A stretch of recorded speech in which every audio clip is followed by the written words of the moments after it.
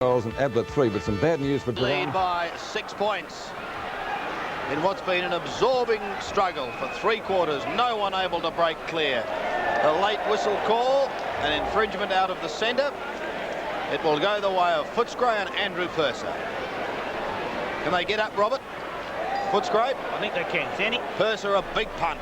Down towards half forward. Beasley and Sewell. Tapped clear. Coming to meet it, Beers. Steadies on the left foot. Wide towards the wing. Kellett is there. Needs support. Goes over the top. Hawkins, who spent the entire day out there on that wing, hasn't come across the members' side once. And we'll see a bounce. Bounce will take place right alongside the point of the centre square. Footscray's side of the centre. Purser. It's a tap. Tony Shaw takes it towards half forward. Baxter, Dixon at the back. Dixon gets the hand pass to Beers. Beers now hand passes back to Dixon. Coming out towards the boundary line. Can he keep it in play? He does. Gets boot to ball. Swings it forward. Rance up high. Takes a nice mark for Footscray. Murray Rance. Midway between back pocket and half back flank. A nice kick from Rance. Sees the ball at about centre wing. Purser has the ball tapped away. Rod McPherson playing a good game for Footscray. Puts it towards half forward. Petraglia in the front position. Taps the ball down. Goes after it. Sewell's there as well. Over the boundary line it goes. And the throw-in will take place. Half forward flank for Footscray. On the throw-in, number 15 Fallows, number 2 Sewell. Over the back comes Morwood.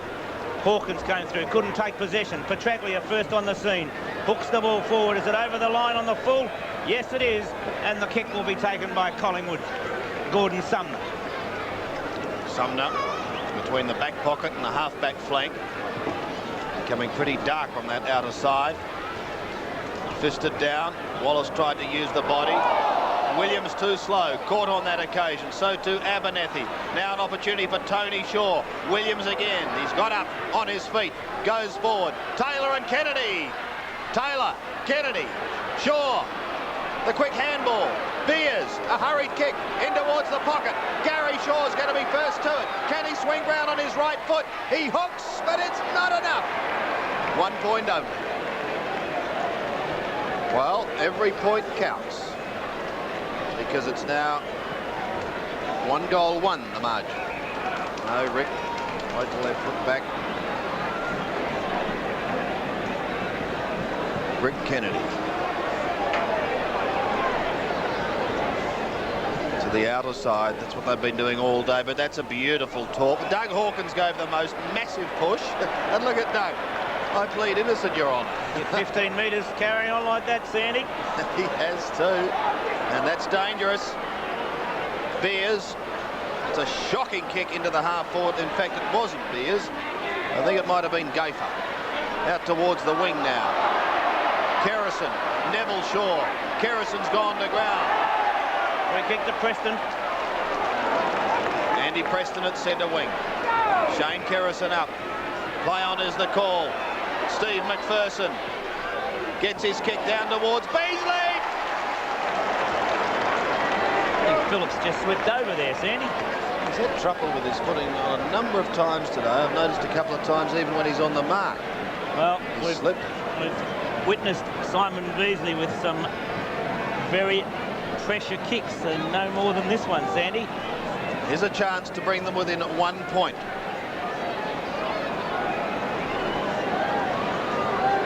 "35 metres out, almost directly in front, and as Bob said, this is a pressure kick. Has kicked 2. A stammering approach. The drop punt leaves his body. And I tell you what, he's handled the pressure beautifully, because his goal is 1 point the difference. Simon Beasley kicking his 3rd goal. Lovely piece of play as Preston got it out to Steve McPherson, and a beautiful kick from McPherson right into the chest of Simon Beasley. So 1 point the margin in favour of Collingwood. Approaching the 5-minute mark of the final term. You're watching Sevens Big League as Fellows competes against Purser. Tapped back by Smith, taken by Fellows. The short kick, an awkward one for Kellett, but he's able to tap it down. Baxter forced it through. Beers picks it up. Dixon's there for Collingwood. The left foot kick down towards half forward. Rance couldn't get to it. It runs past both Kennedy. Rance is there along with Taylor. Kennedy trying to pick the ball up. Taps it forward. Now picks it up. Good play by Kennedy as he drives it towards centre wing. Fellows comes across, too tall for Petraglia, and takes a nice mark. So Wes Fellows at centre wing, straight onto Shane Morwood, who goes with a wobbly punt down towards a poor kick, straight to Rod McPherson. He repels the attack once again, back towards Hawkins and Gafer. Hawkins can't take it to ground. Gafer comes away, but his kick is under pressure, and he goes out of bounds on the full at centre wing. He's worked hard against Hawkins, though, Gafer, since half-time. Yep. Collingwood leading by 1 point. 6 minutes played. Final term in a low-scoring but very intense, important encounter. Rance receiving across the centre, balks nicely up towards Beasley and Phillips. Plenty of hanging on. McGuinness waits down. Did he cop one in the back? No, said the umpire, and a bounce will take place. Wobbling off from the ground looks like Bruce Abernethy, and going back on is Ron McKeon. And looking at Abernethy, he looks in a spot of bother. Here's the bounce. Burgess over the top. Wallace dropped it. First to pick it up, Sumner, but his kick was well smothered by Hardy, who breaks the tackle. He's clear. Comes out wide to the flank. Who's he got? McPherson's the target. Burgess is there with him. McLean receives the hand pass from Royal. Steadies, fires in towards goal. Beasley and Phillips. No mark taken. McGuinness at the back. Missed it. I think it might have gone over. I think he might have got his boot to it, but I think it had gone across the line. It's bad luck for McGuinness. He was in the right spot, but couldn't quite get boot to ball. 59 points apiece. 7-17 to 8-11 as Phillips comes to the members' side of the ground. Fellows coming across, a nice mark. Now it's called play on by the umpire. Royal picks it up. The hand pass to McLean. A long one out wide. Kellett takes it. He's hooked it. 1 point, but Footscray in front. At 1 point by Kellett is the margin that Footscray are in front. Kellett coming right down from half back. 60 to 59. Phillips, a lovely kick. Purser and Sewell almost collide. Williams gets one in the back, and he'll drive the ball forward for Collingwood. Collingwood about to make another change too, Bobby. Shane Kerrison, who left the ground after copping one in the face, about to come back on. Over centre wing, push, the other way of Collingwood. Ronnie McKeon, who spent considerable time on the interchange, to take the kick. True centre wing spot. Tumbles a punt up towards half forward. Poor kick. Straight down the throat of Murray Rance. Rance will clear. Out in front of Baxter. Gets a favourable bounce. Rod McPherson saying, over to me. But be quick. Greg Smith's hot on his heels. He gets his kick. Down towards half forward. Only to see Turner take a fine mark. Ball to ground once. Steadies. Swings long in towards half forward once again. At the back was Jepp. Should have taken it. Gary Shaw couldn't take it. And with Rance coming in from the side and Cloak over the top, another bounce to take place. I think Jepp got a surprise that it came through, Sandy. He thought I think you're right. Two players would at least touch the ball and bring it down, but it's a bounce on half forward for Collingwood. Cloak gets the tap. It's picked up by Williams across to Smith. Smith's kick floats forward, and backing back to take a nice mark is Kellett. Kellett, last line of defence, puts it out wide to the half-back flank. Thumped forward by Gafer. Back by Baxter. Jepp takes it, puts the short foot kick forward, goes after it again, picks it up well. Another short kick finding Purser. Can't take the mark though, but he will get a free kick. No, Purser plays on, puts himself in trouble, gets it back to Jepp. Jepp goes short and wide. Hawkins out there, is it? No, it's Rod McPherson. McPherson's kick, Beasley can't take the mark. Kick smothered there by Hardy.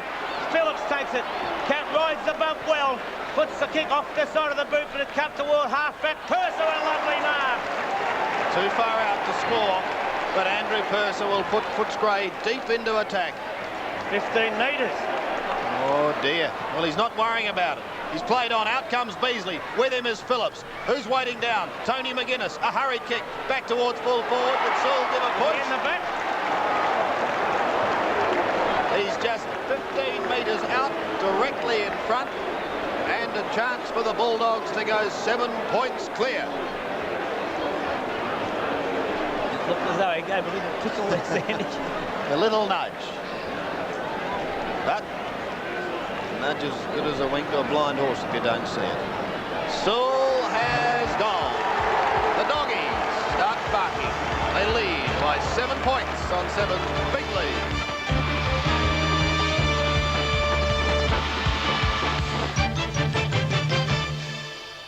The new Holden Astra has arrived. With a new 1.6, it sails up hills. That's a clever little Astra, know what I mean? Go all the way on just one fill with a clever little Astra. Know what I mean? There are features galore and a long hatch floor in a clever little Astra. An automatic door and a whole lot more. What a clever little Astra. Know what I mean? The new Holden Astra. Just no match for such a clever little hatch.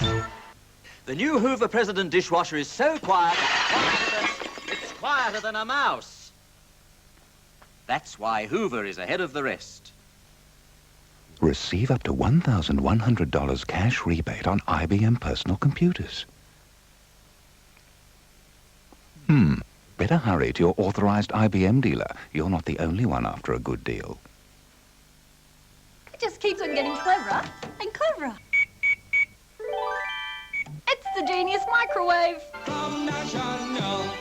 He is a lowly gardener, an eternal innocent, a simple man whose life is about to be turned upside down. Peter Sellers, in the finest performance of his career, in a motion picture masterpiece that will make you laugh, that will make you think. Being There, Wednesday, 8:30. But anyway, here's the centre bounce. There's the scoreboard. 7 points the difference. Both sides having just one win for the season. Desperate to record their second from the centre bounce. It's a chance for Footscray again as McLean steadies. Does it nicely. Up towards the half-forward line. Sewell again playing from behind, and it's Morwood who takes the mark. And Rod McPherson, who got that handball out to McLean in a spot of bother behind the play. Could be cramped. Footscray because he's played well, Rod McPherson. He has. Collingwood making a change. Fellows off. McKeon on as Cloak marks between centre and half-forward. Well, they got to get it down to Taylor and they want to score. McKeon's on. Long kick from Cloak. Taylor. And a free kick going the way of Footscray on that last line. Jep Taking plays a gamble. on, going across the face of goal, but Steve Wallace hasn't let him down, and Andy Preston's having a chat with Ronnie McKeon behind the play. I wouldn't worry about that. I'd worry about what's on the scoreboard at the moment. Socket off the ground.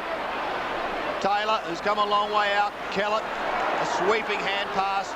And Footscray out of trouble once again. The kick coming from Rance in towards the centre. Purser steadies up towards half forward. Beasley and Phillips. Phillips with strength. Royal waiting down. The great little rover. Steadies. Left foot snap. Ping, and he's missed it. Brian, oh dear. Hardy saying, I was out here. What about the hand pass? 8-19 plays 8-11. 8 points the margin. 13 minutes play. It's Greg Phillips. A little uncertain which way to go. I think he'll just know he plays on. Comes out the members' side of the ground. Now goes long. McLean got into the back of his opponent. Full play on. McLean gathers it in well. He's got McPherson down the ground. McLean's kick, not a good one when he finds McPherson. Has time to steady, puts the ball up towards the square. It's a lovely kick, but tapped through by Phillips. And so Greg Phillips puts that through for 1 point to Footscray. And by my record, Sandy, 6 of those 20 points have been rushed through or punched through by the Collingwood defence. Phillips again. Shaw unable to take it. Morwood waiting down. Almost gets clamoured upon. Shaw goes in to try and get it out. He can't do so. And so another backs. Collingwood badly wanting a goal at the 14-minute mark almost. Final term. Cloak can't get an effective kick. Norkin, big Andrew Purser. The ball is held. Now, Sandy, with the big fellows going off. and McKee on the centre half forward. So another bounce. Cloak and Purser again.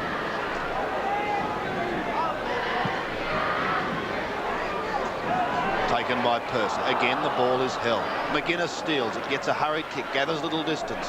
Thumped forward, a chance for Steve McPherson. Can he get it clear of Tony Shaw? No, he can't. Beautifully done, Tony Shaw, as he finds Shane Morwood, who has a tentative bounce, then goes longer. Over the centre. Waiting there is Jep. Oh, his handball was loose. Goes to ground. The pack develops upon it, and yet another bounce will take place. Still in the square, but into Collingwood's attacking zone, and they desperately want a goal. For somebody who hasn't played a game of football for a long time, Jep has done a pretty good job for Footscray. Here's the bounce. Oh, a mighty thump by McKee, and here's a chance. Shaw, now a one-out duel. Taylor, can he get the handball away? It was loose to Neville Shaw. Baxter, a chance to clear. Out to Jep. There's the man Bobby was talking about, and he's steady. He's cool in a crisis. Back towards the centre of the ground. Good and a mark. great diving mark taken by Turner. Plays on. Receives it again. He's been in good form of late. Up towards the half-forward line. McEwen has the ball fisted away. Recovers nicely. Still possession. Brilliant play towards full forward. The bounce. Neville Shaw waits in front of the pack. Claimed by Kellett. And again, another bounce. Oh, boy, gee, this is tense, Robert. An excellent game of football, Sandy. It's the game that I've enjoyed most this year. I'd agree with you there. Umpire indicating he's going to throw the ball up. Burgess and McPherson. It's tapped down. Jep takes it. Gets the kick out wide. Onto the defensive side. Hawkins is first there. Can't take it. Gayfer comes over the top. Good play by Gayfer. He was looking there for Beers, but it runs over the boundary line before Mark Beers could get to it. So a throw in the forward pocket for Collingwood. 16 minutes have gone in the final term. 68-59 in favour of Footscray.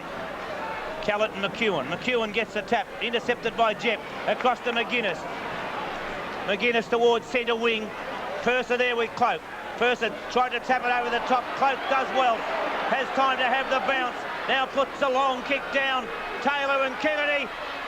Taylor was manhandled. Ball play on by the umpire. And Kennedy takes the ball away. Finds McGuinness at half-back. The hand pass over the top to Royal. Footscray now as Royal comes up towards centre wing. A long kick towards half-forward. Petraglia up. Docks it away from Turner. Goes after the goal. Tackles, loses it. Ball play on by the umpire. Petraglia floats the kick forward. McPherson! Steve McPherson. A couple of points on the board, but yet to put a goal. Should have the shot as Beasley and Phillips in the square. The kick from McPherson. The lovely kick. One goal to Steve McPherson.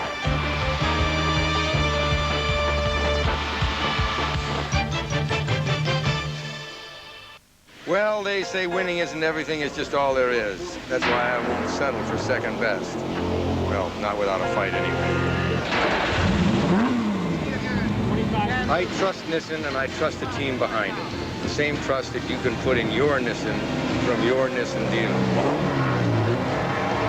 You know, buying a car is like racing a car. Your aim is to come out a winner.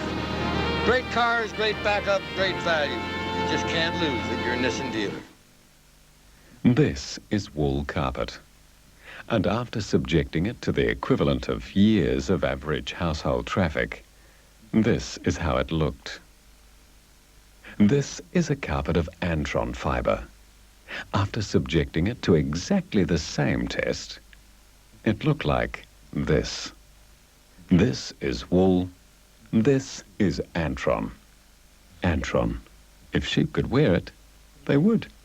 Hey, Joe, Brian needs a hand. Okay. Oh, sure hope the owner's with SIO. Oh, car insurance is all the same. SIO's different.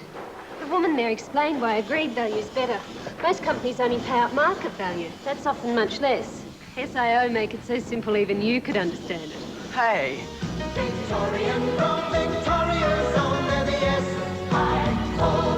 They're okay. Monday night on Day by Day, an insight into top crime investigator Bob Bottom.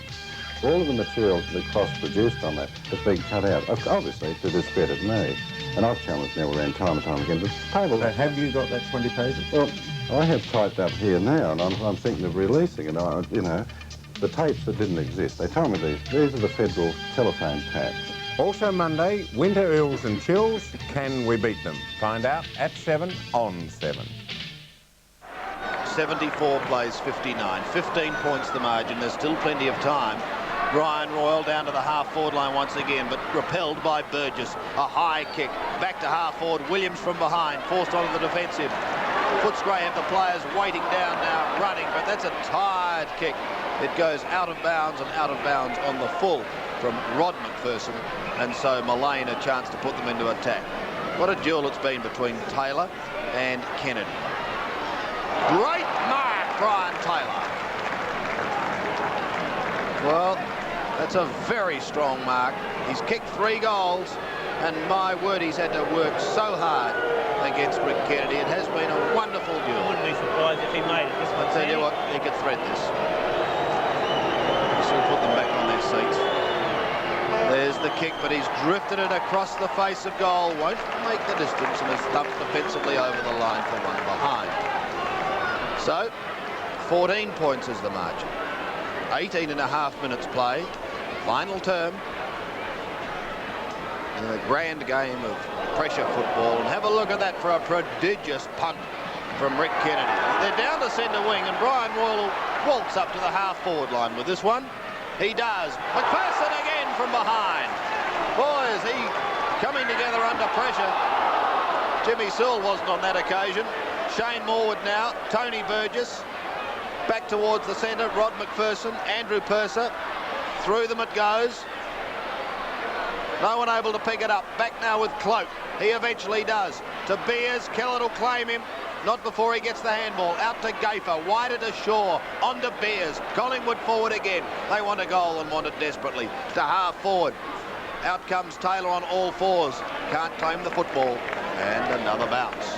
19 and a half minutes played, Robert. 14 points the margin. The bounce at half forward for Collingwood. Umpire Robinson throwing the ball up.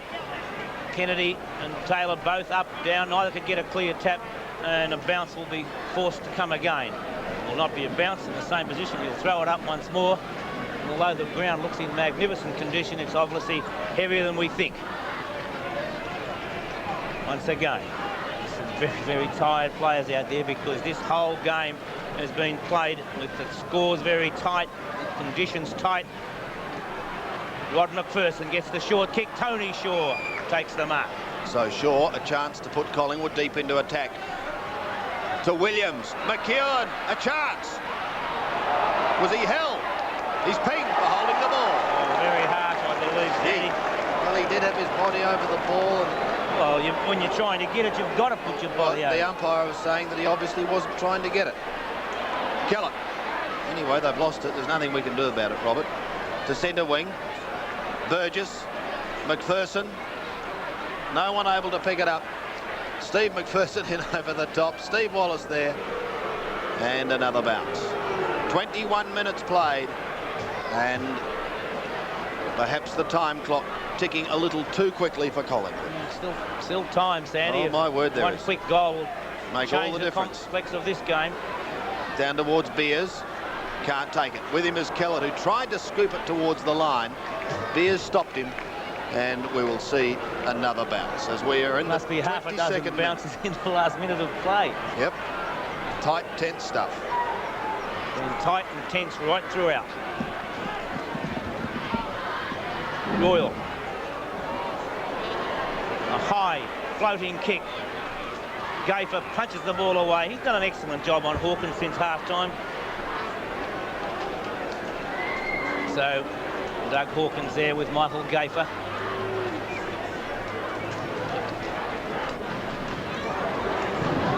Over the back it comes, in towards the centre. Shaw, was he legged? Yes, that's the way the umpire sees it. Free kick going to Neville Shaw. He's got Mark Williams leading. Brian Taylor comes out towards Taylor. McLean up, comes at the back. Mullane across to Morwood. Morwood short, runs past Baxter. Chance now as Dixon goes goalward, but Kennedy's offline so far, in fact, it's out of bounds on the full. So Dixon not able to bring Collingwood any closer. And so Tim Jepp.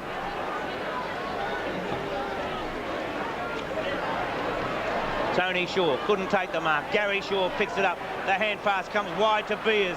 Beers down towards the square. Punched away by Kennedy.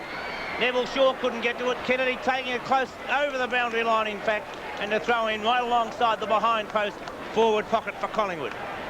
74 to 60. 14 points the margin. 23 minutes into the final term. Kennedy in the front position. Jepp. Williams. Jepp taps it on. Dixon can't pick it up. The hand pass. Royal. It's almost tapped away by Williams. Comes back to Royal again. Tapped over the top by Royal. He's played an excellent game for Footscray. The loose ball comes out to Williams. Breaks the tackle. Williams with a left foot kick. Comes towards Dixon. A snap towards goal. 4 goals to Dixon. And Collingwood still in an 8-point margin in favour of Footscray, as Collingwood still have about 5 or 6 minutes at least to play.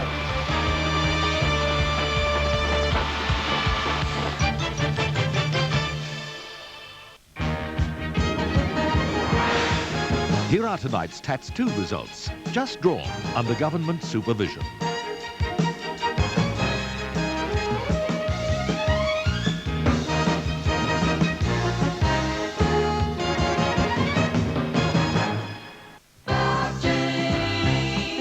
In some tyre stores, especially those owned by tyre manufacturers, your choice of brands could be limited to only one.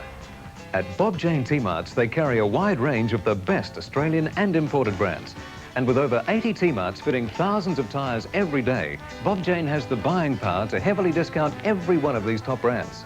So always get a competitive price from your Bob Jane T-Mart. You get a wider choice and a better deal on tyres. Here comes Holden Barina. Barina, get you anywhere you want to go. Barina, it's a car that will go, go, go. Feels like a dream. It's going to set the scene. Take you for a ride. It's a feature-packed machine. Barina, that is right. You want to know. Barina, it's a car that will go, go, go. Barina, Barina. Holden Barina gives you more run for your money. And now our distinguished soloist will play How to Succeed in Small Business Without Running All Around the Country. Get on the phone and get on with business. Too chunky to be called a nugget, Red Rooster's chicken chunks, tender breast and thigh meat lightly crumbed. We dunk ready Red Rooster's chunky chicken chunks. We dunk ready Red Rooster's chunky chicken chunks. You know it's just one dunk. We've got the world's best chunk. Australia, dunk your chunks. We dunk red, red, red, red, red, red, red, red, red, red, red, red, red, red, red, red Rooster's chunky chicken chunks.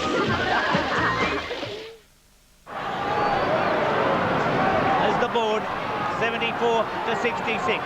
Purser against Cloak. Purser gets the tap. Taps it on again. Royal short kick comes out. Nobody can take it. Royal kicks it off the ground again. Jamie Turner in the front position. The short kick trying to be kicked off the ground.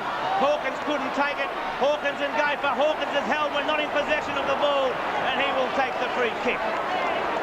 Doug Hawkins hasn't found kicks easy to get against Michael Gayfer in this second half, as McEwen and Sewell have a little bit of teat-to-tate. Umpire Robinson coming down, holding play up to have a few words to the two of them.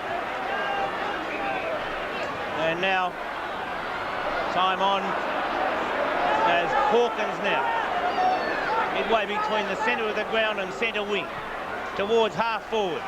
Morwood takes the mark. Hand passes immediately, puts Sumner under pressure. His hand pass comes out towards Shaw.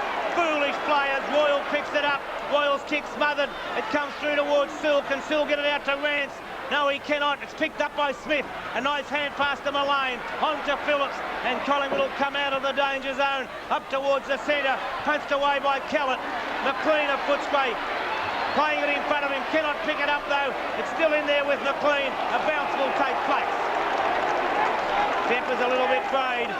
It's any wonder, as the scores have been close right throughout. 2 points at quarter time in favour of Collingwood, 1 point in favour of Collingwood at half-time, 6 points three-quarter time, and Footscray have turned that to an 8-point lead at the moment. Cloak gets the ball down. McLean's first on the scene, takes it over the boundary line, and a throw-in will take place midway between centre wing and half-forward flank for Footscray.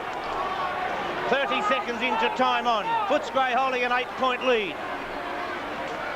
Purser tried to grab it, runs past Burgess, he recovers, taps it towards Gary Shaw, gets away from the tackle, the hand pass on to Tony Shaw.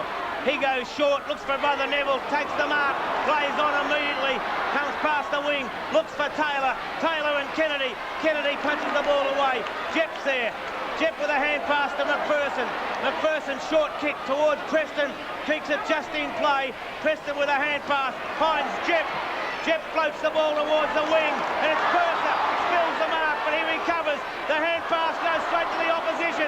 It comes back from Gary Shaw to Cloak. A poor kick from Cloak, well taken by Neville Shaw, picked up by Morwood, across to Dixon. He finds Taylor, and Taylor takes the mark. Brian Taylor, he's got Williams down in the square on his own. Elects not to go for Williams, so he's got to kick this one. Brian Taylor, 30 metres out directly in front, going for goal number 4, and he's put it right through the centre. 2 points the difference between the sides. 4 goals to Brian Taylor, 74 to 72. Footscray 9-20, Collingwood 10-12, 27 minutes into the final term. Not many more vital bounces in a game of football than this one, as Purser will compete against Cloak. Royal back in there for Footscray. Rod McPherson, Steve Wallace, Tony Shaw, Gary Shaw, Smith as Cloak gets the tap. Brian Royal puts it wide. Sumner and Petraglia racing after it. Sumner leads, kicks it off the ground, goes after it again, traps it well from centre wing. Sumner hooks it in. Tony Shaw coming down, takes a nice mark. Courage flush with Tony Shaw. Hand passes to Gary Shaw, to Shane Morwood. A chance of a goal as Shane Morwood puts it goalward, and he's put 2 for 1 point. 1 point the margin in favour of Footscray. Morwood having the opportunity of putting Collingwood in front. They really lifted in the last few minutes. 74 to 73. 1 point in favour of Footscray. 28 minutes gone. A beautiful kick from Kennedy. Straight up the ground. Morwood takes the mark. Called play on by the umpire. Millane gets the hand pass. Goes straight to Purser. Purser towards half forward. Over the head of Sewell it comes. Turner comes out. Misses it with a bounce. Burgess across to Sumner. Sumner now gets trapped. The short kick and a mark taken by Hardy. Centre half forward, taking plenty of time, there's no worries, he's got time on his side. 1 point in favour of Footscray. Brad Hardy could make the distance, but who knows at this stage of the game. Hardy from centre half forward, 45 metres out. On line, but won't quite make the distance, stuffed away, McGuinness! And Footscray 7 points up. Tony McGuinness kicks his 3rd goal. And a vital goal for Footscray as they go to 7 points up. Excellent roving down there by McGuinness. Former Glenelg, South Australia, making the margin 7 points. 29.5 minutes. The clock in favour of Footscray with a 7-point advantage. Royal and Smith in the way of the bounce. Wouldn't be wasting time from the bounce. Cloak against Purser. Cloak gets it down. Millane. Caught Williams unawares, but he gets it out to Burgess. Burgess with the siren sound. An excellent game sees Footscray 10 goals, 20, 80 points. Defeating Collingwood 10-13-73.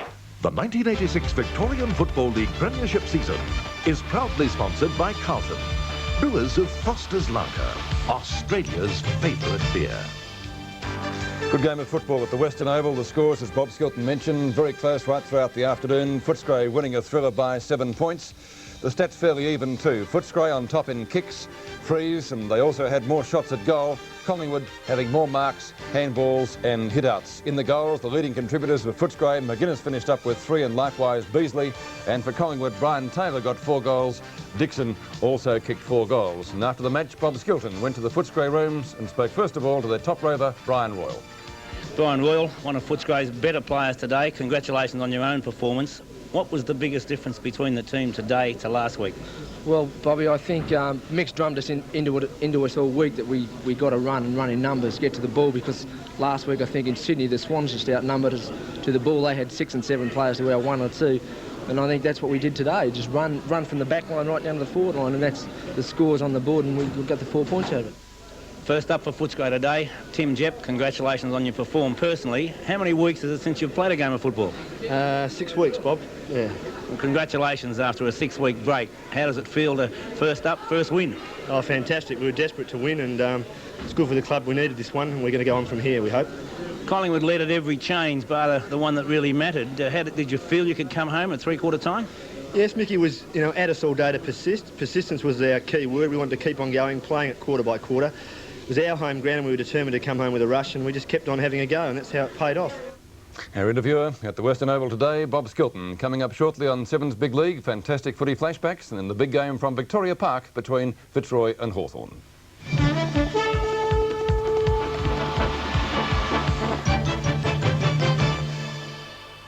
The new Holden Astra has arrived. With a new 1.6, it sails up hills. That's a clever little Astra, know what I mean? Go all the way on just one bill with a clever little Astra. Know what I mean? There are features galore and a long hatch floor in a clever little Astra. An automatic door and a whole lot more. What a clever little Astra. Know what I mean? The new Holden Astra. Just no match for such a clever little hatch. Imagine your ideal personal computer. Small, packed with easy-to-use high technology, with an advanced new diskette, a professional typewriter keyboard, and plenty of easy-to-use software for the office and classroom. The ideal price? Good news. The new IBM JX workstation is the most affordable IBM personal computer ever. Now at your authorized IBM dealer. Receive up to $1,100 cash rebate on IBM personal computers. Better hurry to your authorized IBM dealer. You're not the only one after a good deal. To make the most of your money, some people will ask you to lock thousands of dollars away for months, even years. But with a high-interest National Australia Bank call deposit account, you can start with only $200, deposit or withdraw whenever you need to, and earn from 12.5% up to a high 14%, calculated daily. So for a flexible, high-interest call deposit account, get together with National Australia Bank, your bank. Now you can fly from Sydney and Melbourne to over 150 cities throughout America with our largest airline, United. These are some of the friendly sounds you'll soon be familiar with. Please fasten your seatbelt. I feel good. Hey!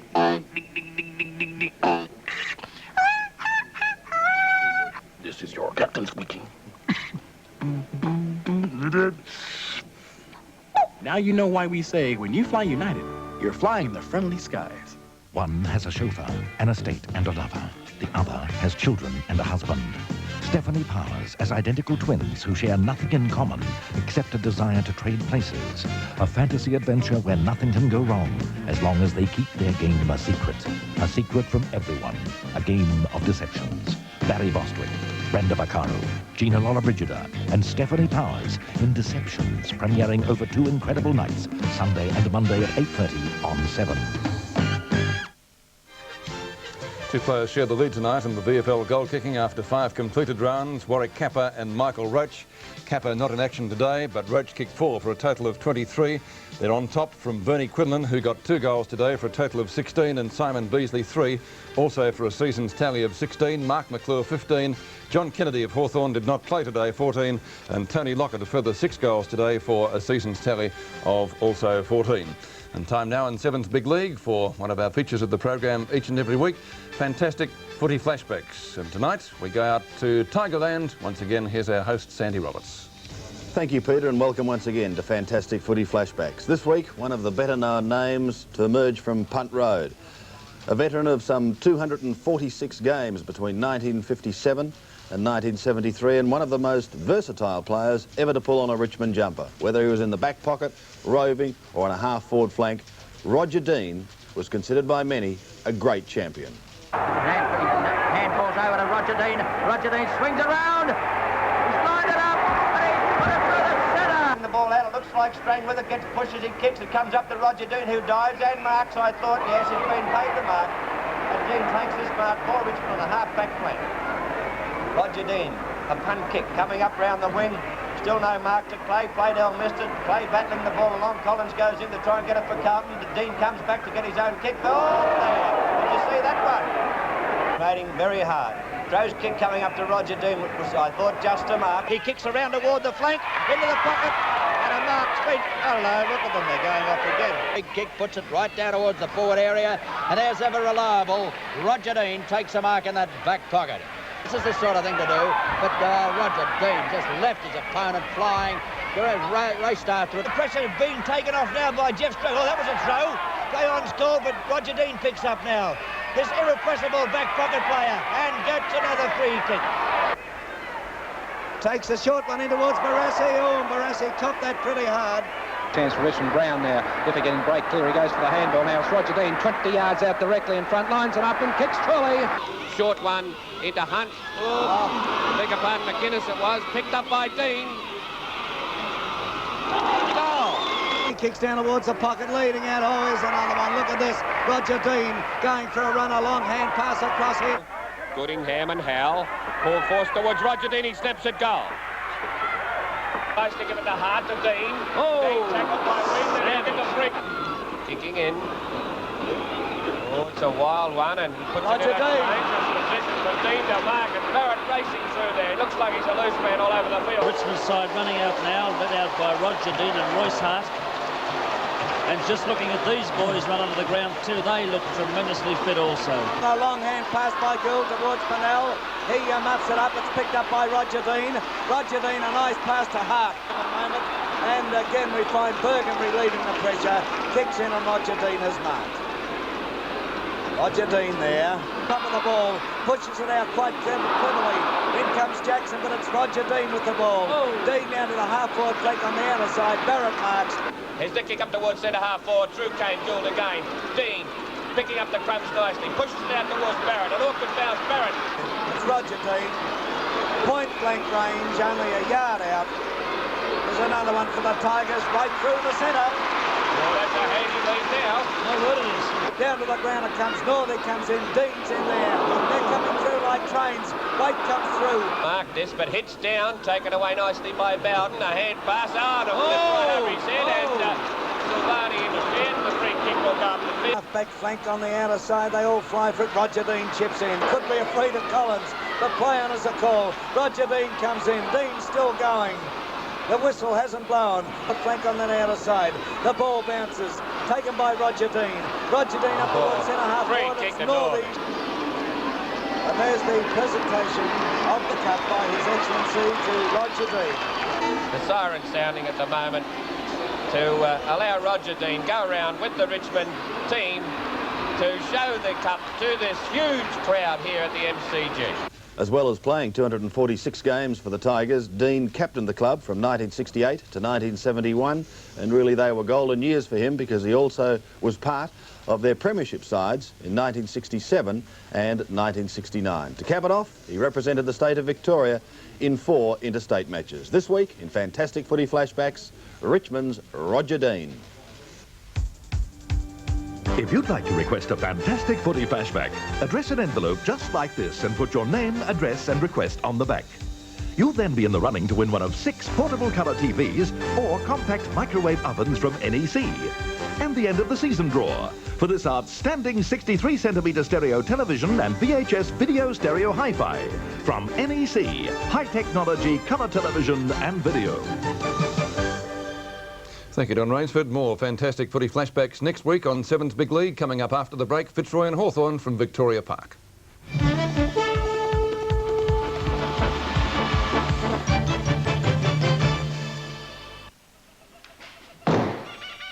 When you look around Victoria at the start of every day, you'll find someone there to help you, someone with you all the way. 'Cause when it comes to your insurance, there's a name you need to know. They're safe and sure and they care for you more than the S-I-O. Haven't they done a terrific job? Good as new. When I think of what it looked like after the fire, maybe we should think about changing to SIO. Take it from me, they're okay. Victorian Grown, Victoria's own, they're the S-I-O. They're okay. The integration factor, only from NEC. Computers and communication equipment must integrate fully, so all NEC computers, printers, fax machines and PABXs work together and with other systems to multiply your business in your local office or around the world. And any NEC computers and communication equipment you buy in the future will integrate fully too. The integration factor, NEC. Don't forget your nibbles. My goodness, my nibbles! They're not too sticky and not too sweet. Nibbles are just enough to eat. No yucky stuff to do harm. Nibbles are fresh from the goodness farm. Nibble at work and nibble at play. Nibble at night and nibble all day. Nibbles are plump, juicy sultanas and fresh, crunchy nuts from Anchor Foods. Nibbles, my goodness, they're good. My good. Goodness, my nibbles. Look for the red anchor. Tu connais ce coupé-sport européen? Il a un moteur de 2 litres très avancé. Portes à commande centralisée à distance. Oh là là! Climatisation, direction assistée et vitres à commande électrique. Jantes en alliage spécial très élégantes et un système stéréo formidable. Mais son meilleur atout est qu'il coûte moins de $21 000. Fair dinkum. Sunday night, the department store is bringing in early morning starts, and it's got everyone in an absolute daze. That's Are You Being Served at 7:30. Followed at 8 by a search for culture by Sid James in Bless This House. Sunday night laughter from 7:30 on 7. And welcome back to 7's Big League. At Victoria Park today, Fitzroy had the chance to make amends for their dismal display last week against Carlton, but were facing a tough task against the unbeaten Hawthorn combination. The Hawks, however, struggled at Moorabbin last week and were anything but impressive in sneaking home from the luckless Saints by only 12 points. But against that, they'd also defeated 2 of the finalists of last year in Carlton and North Melbourne. Fitzroy, of course, are a better side than their effort against Carlton suggested, and with wins over Geelong, Footscray and Melbourne to their credit, were short too, but a lot of pressure on the club that David Parkin once coached to a premiership. Last year, the Hawks won both outings by 28 and 72 points respectively, and in fact have won 6 out of their last 7 games against Fitzroy. From their selected side, however, they lost Russo and Kennedy. Tonight, we begin our coverage with some highlights of the third quarter after Fitzroy led at half-time by 6 points. With me in the commentary box is Lou Richards. Long kick, trying to find Brereton, got 2 to beat, goes for the knock-on, successfully over to Robertson at the back, Reeves in pursuit. Out comes Buckenara, back to Robertson from right half-forward flank. He could score from there. Snapshot at goal, looks pretty good. And Robertson brought up 2 flags. At least they've kicked a goal from the quarter. That's more than Fitzroy have done. Burt goes up, lost sight of that one, comes back to Leon Harris. A good hand pass to his brother. That's brotherly love for you. Snap at goal. Can he put it through? He might have. We'll wait on the umpire. It's a goal. Blakey's kick is down there towards Richard Otten in the front position. Grabbed a great mark in front of Swab that time, and he would be within kicking distance. Plenty of players moving about there, but he'll go for the long kick, I should imagine. There it is on its way. That's a good kick, and that'll be just about a goal. Was it touched on the line? No, it's a goal. A magnificent kick by Richard Otten. That's his second. Harris to Quinlan. Super boot will get the distance, wait on the accuracy. Good night, Hawks. Quinlan puts it through for his second. Pushed out by Byrne, grabbed by New. The ball kicked back out wide to Judge. It bounces okay, but he runs into trouble there. Couldn't get the ball back. It goes to Hinch and a bad hand pass. Over to Rendell again. He fires at goal. And he's put it through for one. Forward line has lacked cohesion right throughout the afternoon. Haven't got anybody to take a mark. Brereton's been well covered. So too is Dunstall. Platten tries to get it out to Judge. He comes through, got tripped up. Actually, a couple trip each other. Picked up by Loveridge. A snapshot for goal. Might be okay. Right on the goal umpire it is. 70 plays 44 from the centre circle. It's Barwick. His kick is a mile in the air, only travels about 15 metres. Richard Osborne playing a great game. Marks in front of Schwab. Might get a 15-metre penalty. He's kicked 2 goals already. Not a bad kick either. That's a towering punt kick. Could almost be a score. Shepherded through by Quinlan. It's a goal! What a ripper! Picked up now by Whitman. He's upended, but still got his kick, but it's off skew. And it's marked here by Rendell, who's had a great third quarter. He's dominated the ruck.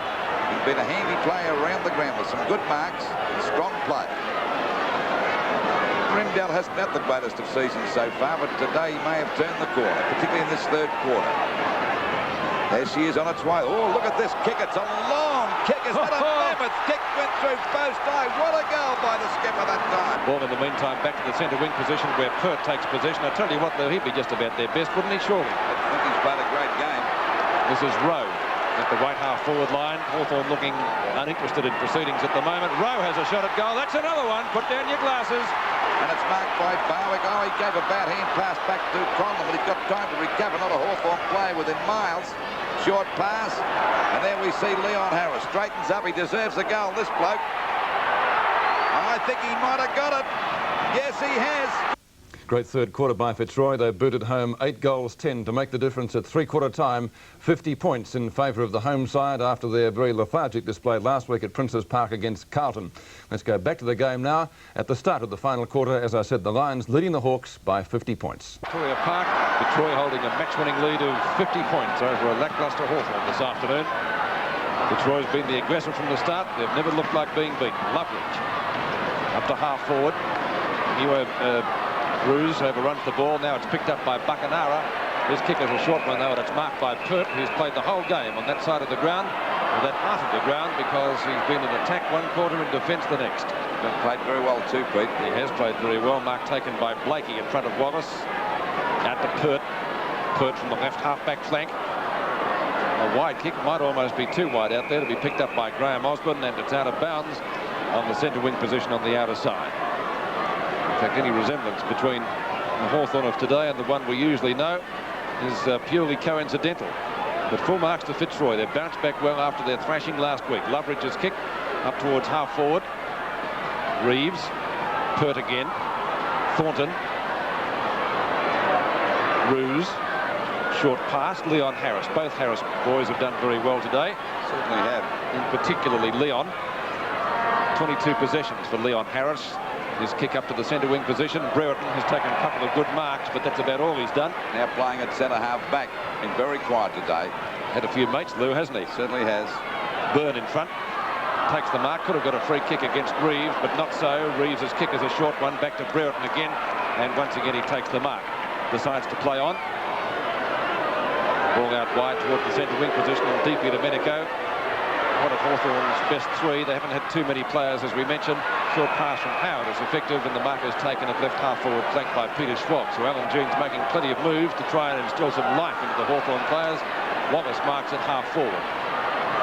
And Terry Wallace, the Hawthorn vice-captain, fair way from goal, but Matt Rendell and Bernie Quinlan showed us that if you kick long with the breeze, you can get the distance from this position. Wallace from 50 metres out does go long. And it's hit the post, so it's not Hawthorn's day here at Victoria Park. Just over the 2-minute mark of this last quarter, 12:23.95. Fitzroy to Hawthorn. Struggling at the moment, 6 goals, 10, 46. Short pass comes out now to Pekin.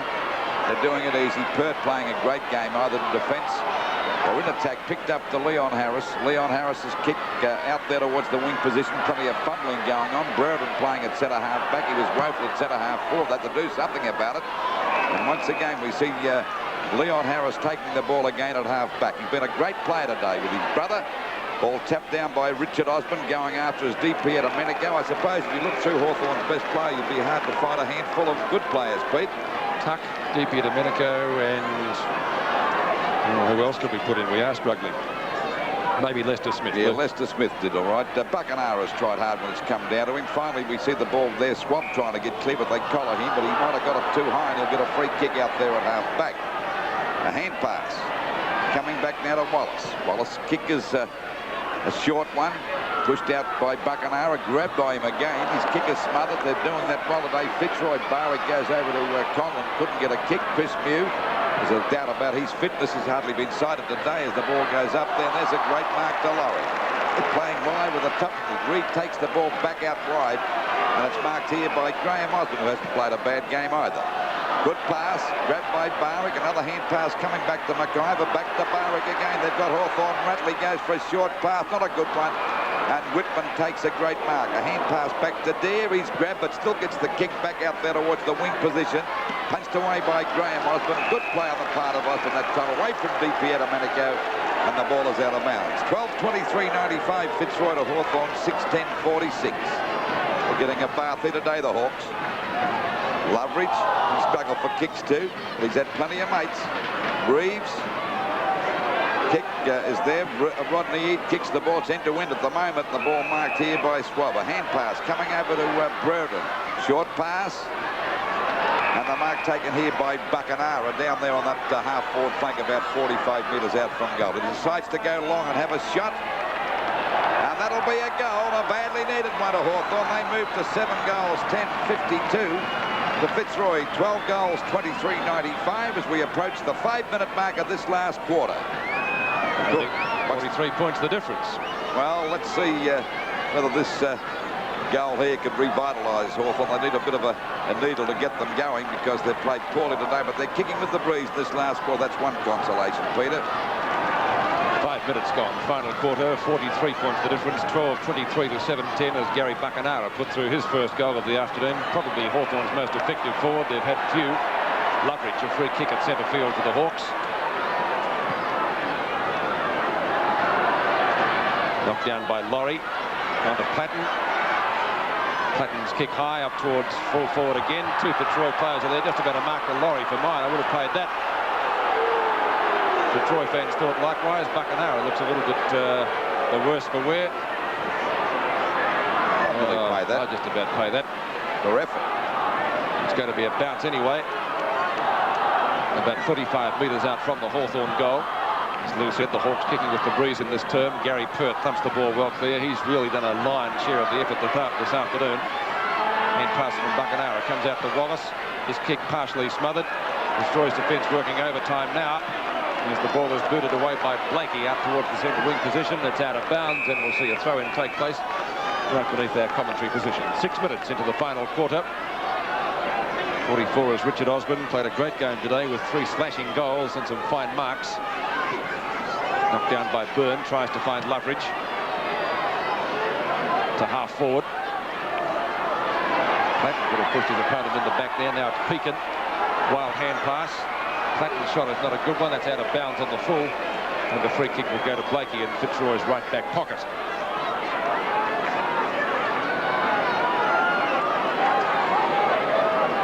So the Lions bouncing back after the defeat last week.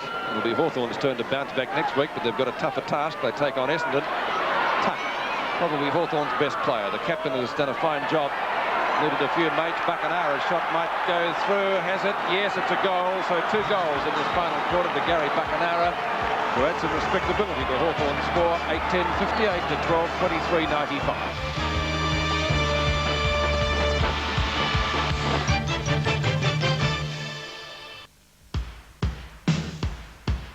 In the land of the Southern Cross, I'm old man, my own boss.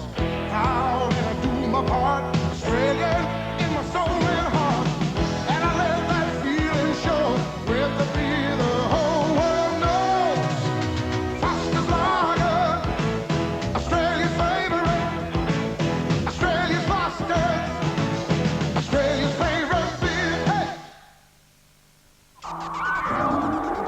want a video recorder that puts more into your video? You get them from National. From National!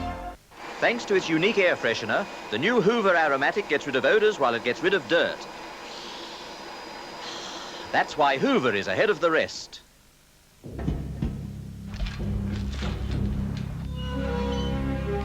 Mazda believe the time has come. The time when a go-getting man deserves a go-getting van. The keep going Mazda van. Full of style, versatile. Keep going Mazda van. Mazda van, top of its class. Top class loading, top class features. Automatic option. So when you've got to get going with the keep coming, keep running, keep going. Nice going. Mazda.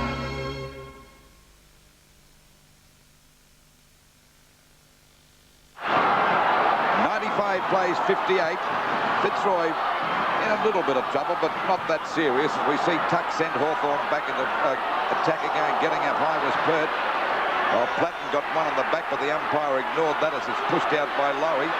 Finally picked up again by Pert. He's played a great game today too. Pert, a hand pass. Oh, golly, he nearly got his head knocked off that time, Thornton, but he gets the hand pass back there to Rowe. Over it goes to McIver. McIver back now to Graham Osborne's been a fine player today too. Back it goes to Leon Harris, back to Osborne again, a snap at goal. Bernie Quinlan comes in, but Langford beat him for that one and punched it through for 1 point. So it's 12-24, 96 Fitzroy to Hawthorn, 8 goals, 10-58. Difference of 38 points, 8 minutes gone of the last quarter. It'll take a superhuman effort on the part of Hawthorn to get back and win this game or even get into the game. Rendell, who had a great third quarter. Back it goes again to Leon Harris. Bernie Harris it is. Drops that one. Finally it comes out now to Rowe. His kick is off the side of his boot back towards the centre of the ground. And that's a gutsy mark. That's a typical Tuck mark right in the centre of the ground. A hand pass coming over now to Richard Loveridge, coming back into the game after not being sighted all day to Judds. He ran into Roos. He's clear now as a running shot at goal. But he's up. Is it coming around enough? No, it's not. It's through for 1 point. So Hawthorn doing most of the attacking this quarter.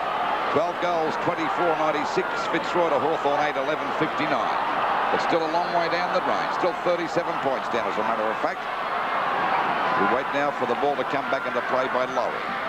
Laurie's kick is out towards that hard back line. Oh, good mark to Judds.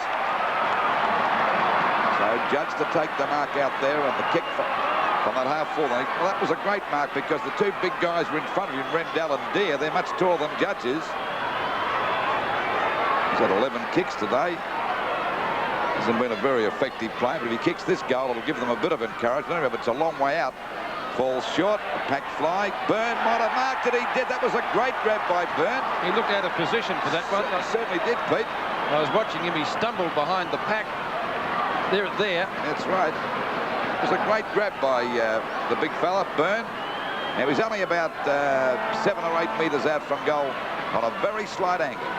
So this will give them a bit more encouragement.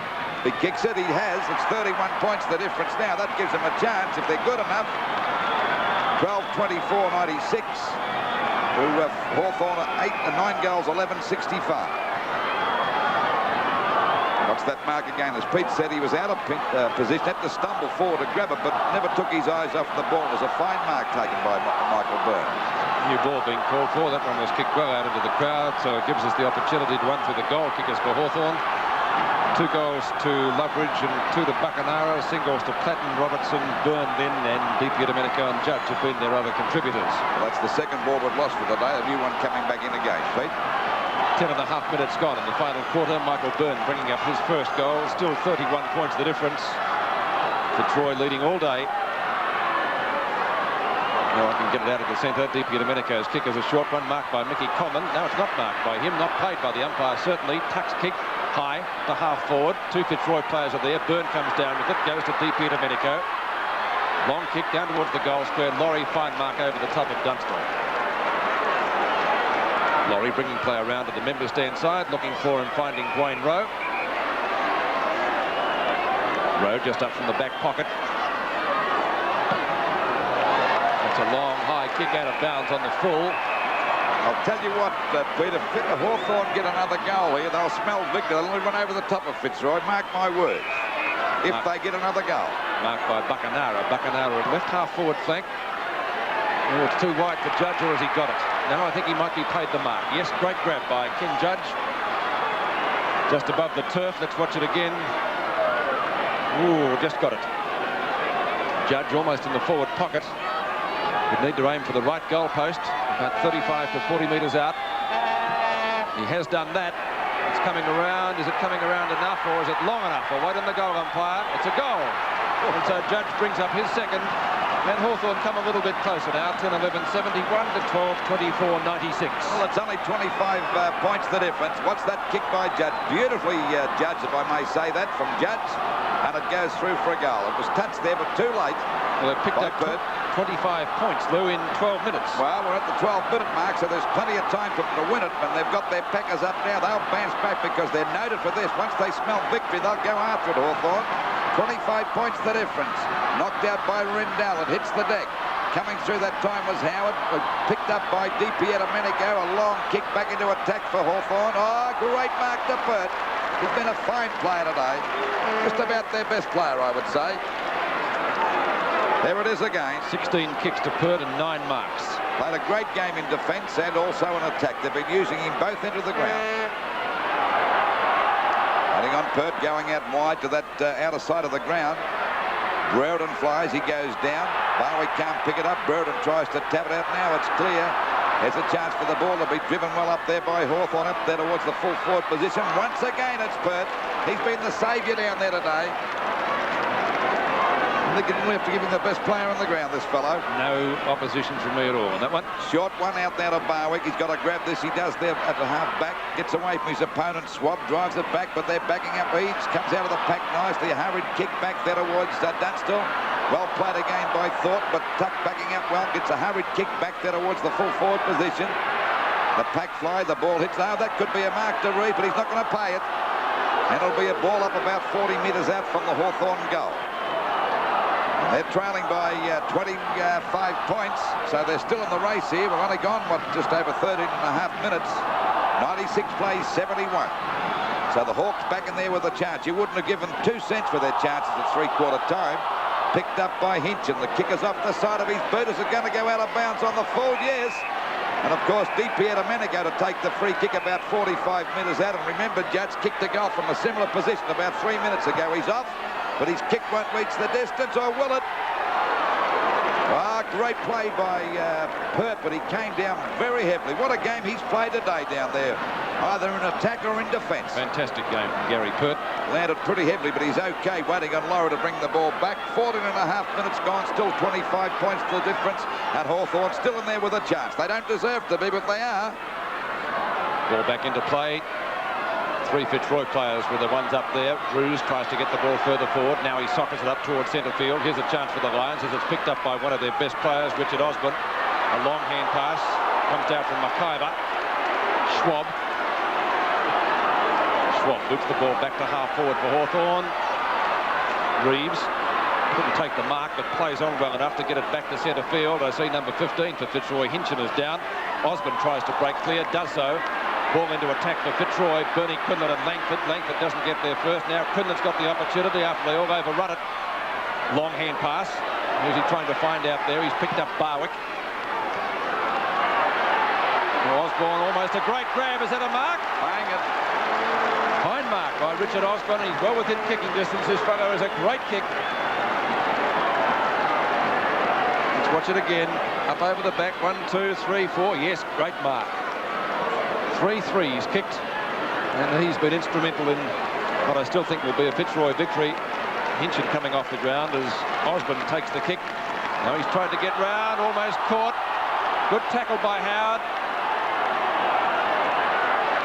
In fact, well done from Glenn Howard. That was very well played after Osborne tried to play on. And Hawthorn supporters happy with that. Fitzroy not happy with Hinchin going off the ground.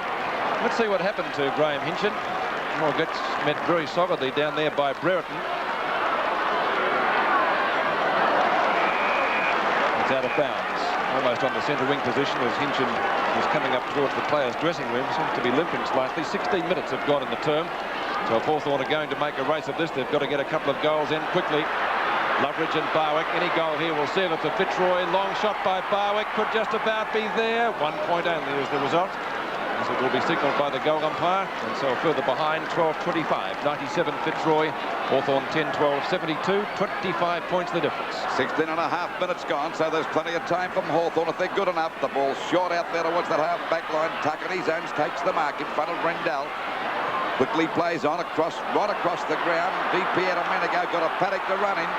But he doesn't take advantage that he goes for the long kick up the centre half forward. Tapped down by Burt. Buckenara goes down. They bounce on top of him.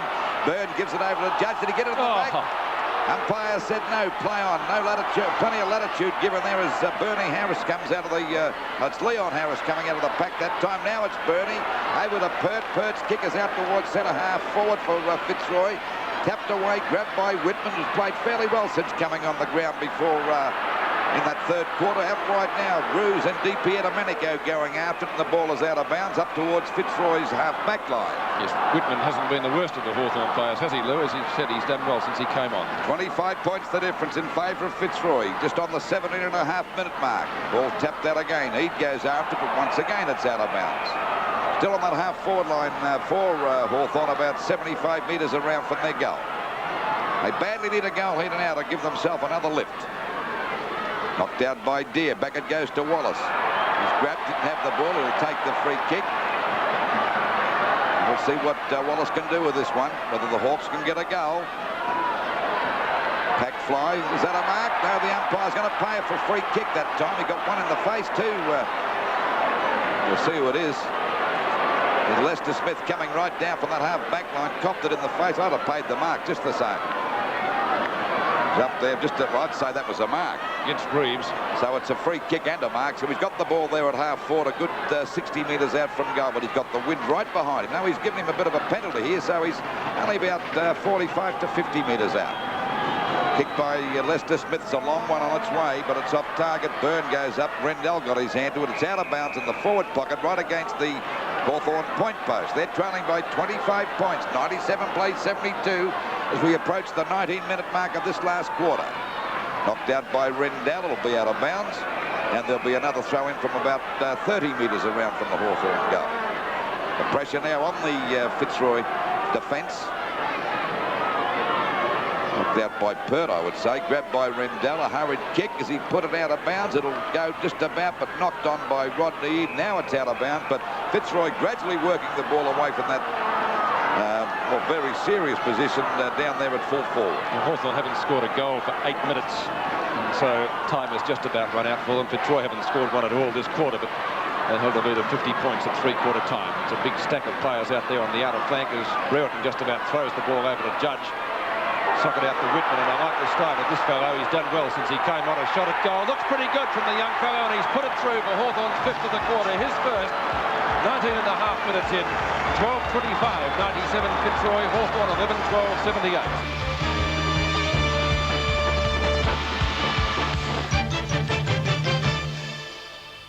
78. No matter how you plan to spend your retirement, one thing you're going to want is security.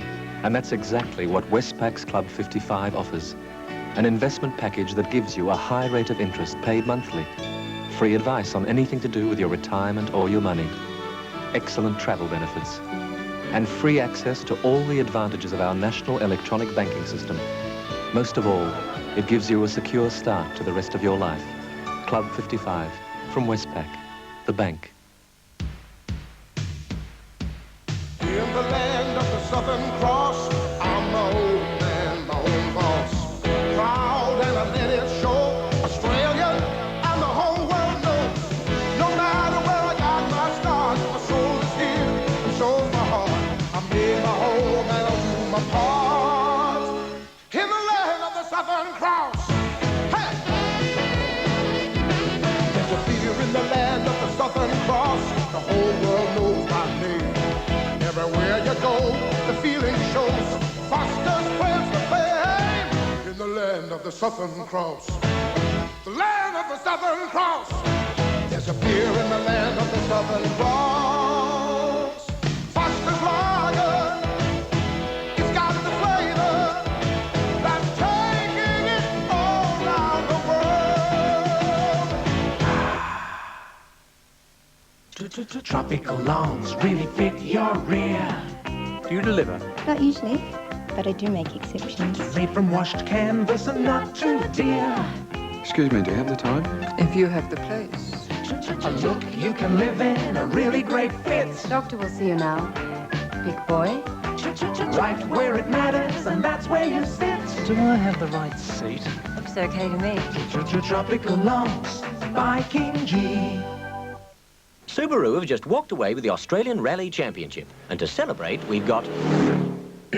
we've got $1 million available for bonus deals on new Subarus. On the sleek new Vortex, the exciting RX Turbo, and on our advanced 2- or 4-wheel drive sedans and wagons. See your participating Subaru dealer about our $1 million celebration. You should be able to clean up. If we get in trouble, I'm going to do whatever I have to. Friends or no friends, get it? Next in Sons and Daughters. I wasn't only losing a lover, I was losing the only man who'd given me a sign of happiness. Hello, young lovers, whatever your style. Now, I know you weren't thinking of a girl, but she's a hard worker, and she loves gardening. That was your last chance. From now on, I'm making sure there'll be no one to hear but me and Mickey. Sons and Daughters, 7:30 Monday on 7. 97 plays 78. 20 and a half minutes gone. Final term. Hawthorn making a belated comeback in this match, but I feel it might be too late. Buckenara gets the hand pass out to Schwab at left centre wing. Long kick by a player up towards Gary Pert again. What a great game he's playing with. He's been a pain in the neck to this Hawthorn attack. He's played a marvellous game. The ball out now to Reeves at half back. A quick hand pass coming over.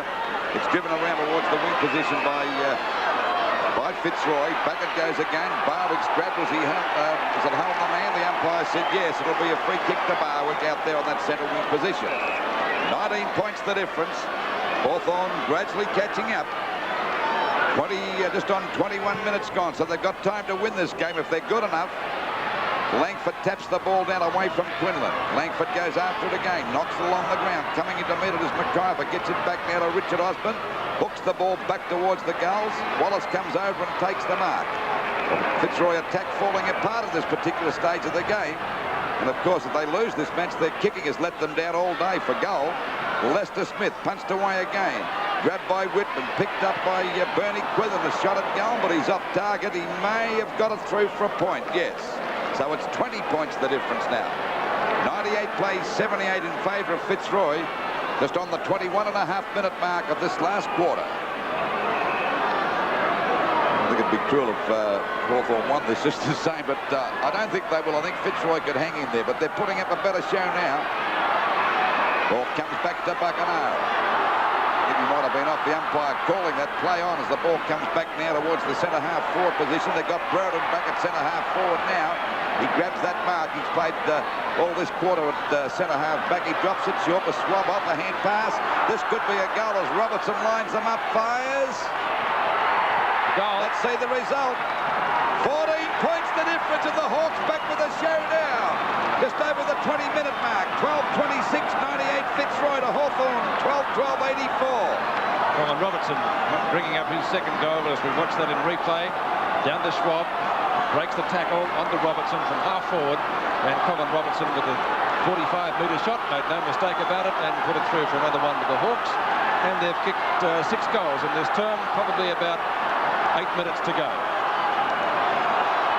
22.5 minutes gone.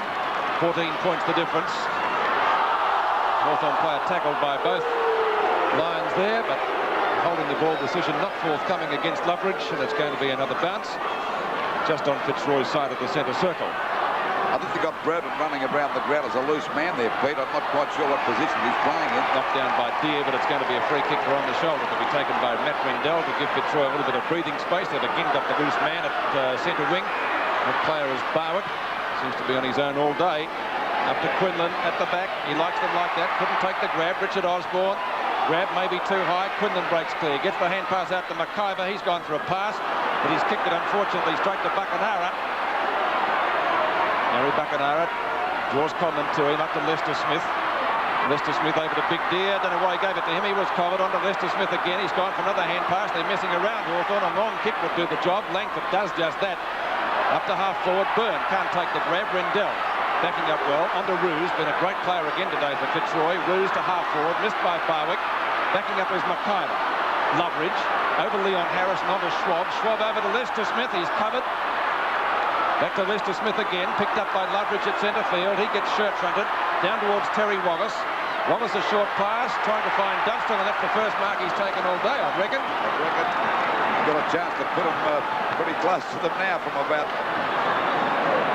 Well, he's only about, what, Pete, 35 metres out from goal on a 45-degree angle. This will make it look pretty serious if he gets this one. There it is on its way. Oh, he's put it through. And, oh, they've got a big chance now at the 24.5-minute mark. Only 8 points the difference. 12-26, 98 Fitzroy falling in a heap to Hawthorn, 13-12 and 90. Well, they don't deserve it really, Lou, do they? Well, you've got to give them full marks for this fine effort in the last quarter because they looked in a hopeless position, but they've fought it in that. But that's typical of Hawthorn. Once they smell victory, they take a lot of beating. Back in the centre, we've got a ball game in our hands now. You wouldn't have given 20 cents for this game at three-quarter time. Coming out of the pack was Graham Osborne. Everything going Hawthorn's while they can't pick it up. Fitzroy as Blakey gets a hurried kick back there. Flying high is Lester Smith, a very reliable player. Runs into Conlon, telling the umpire to pull him back. Goes for a short pass. It's marked. Oh, it's marked. Dropped by Judge. He was going before he got the ball that time, and the umpire said it'll be a free kick against Hawthorn for kicking, and the free kick will go there to Blakey. Blakey's got it short of the centre ground out towards centre half back for Fitzroy. They're in front by 8 points. Into the time on period by about 30 seconds. They might hang on. Out it goes wide now. A hand pass from Peake and out wide to Bernie Harris on that half-forward line. He's put up balance that time by Swab. Coming in to meet it now as Whitman has done very well since coming onto the ground. Platten goes after him. He's been unsighted most of the day. I think he was off for a while there, Pete. I think he was. And the ball out of bounds. Out of bounds on Fitzroy's half-forward line. They're in front by 8 points. They had this game scun at three-quarter time. Knocked out by Rendell. Pushed out by Swab. Lester Smith gets a hurried kick back towards centre half-forward. Brereton flies. No one can take the mark. And that's Cooper kicking the ball back for Fitzroy. Everyone's desperate. A great mark to Mackay. I like the form of this young kid. He's going to be a real star. 22 possessions. He takes that ball at half-forward, ready to send Fitzroy deep into attack, and they need a goal to stop this onslaught. Two of them spoil each other that time. Osborne and Quinlan, they pile up there in front of goal. 26.5 minutes gone, still 8 points the difference in favour of Fitzroy. Can the Hawks get back after being in a hopeless position here at three-quarter time? They've got to score 2 goals in about 3.5 minutes. I don't think they could do that, but still, full credit to them. They fought back from a deficit of 50 points when they looked, as you said, in a hopeless place at the final change. Lou Harris, could have been a free kick there for holding the man. He's still got clear shoots. That's it. That's the ball game, folks. Harris putting through his second goal of the day, and that will sew it up for Fitzroy, 13-26 to 13-12. Couldn't have gone to a better guy until he burst inside out today for Fitzroy, Leon Harris. Well, they both played well. Well, Bernie too, but Leon's been a real Spartan today, and that was a great, courageous goal kicked by the little rover. And that's their first goal, incidentally, in this final quarter. Free kick at the centre square going Fitzroy's way, so now it's falling into play again for Fitzroy, and they've had the loose man on the centre wing seemingly all day, and this time it's Graham Osborne. Well, he or Barwick out there at the back. Osborne can't take the grab. That's Richard Osborne. Deere onto Lester Smith. Solid player right throughout the afternoon for the Hawks.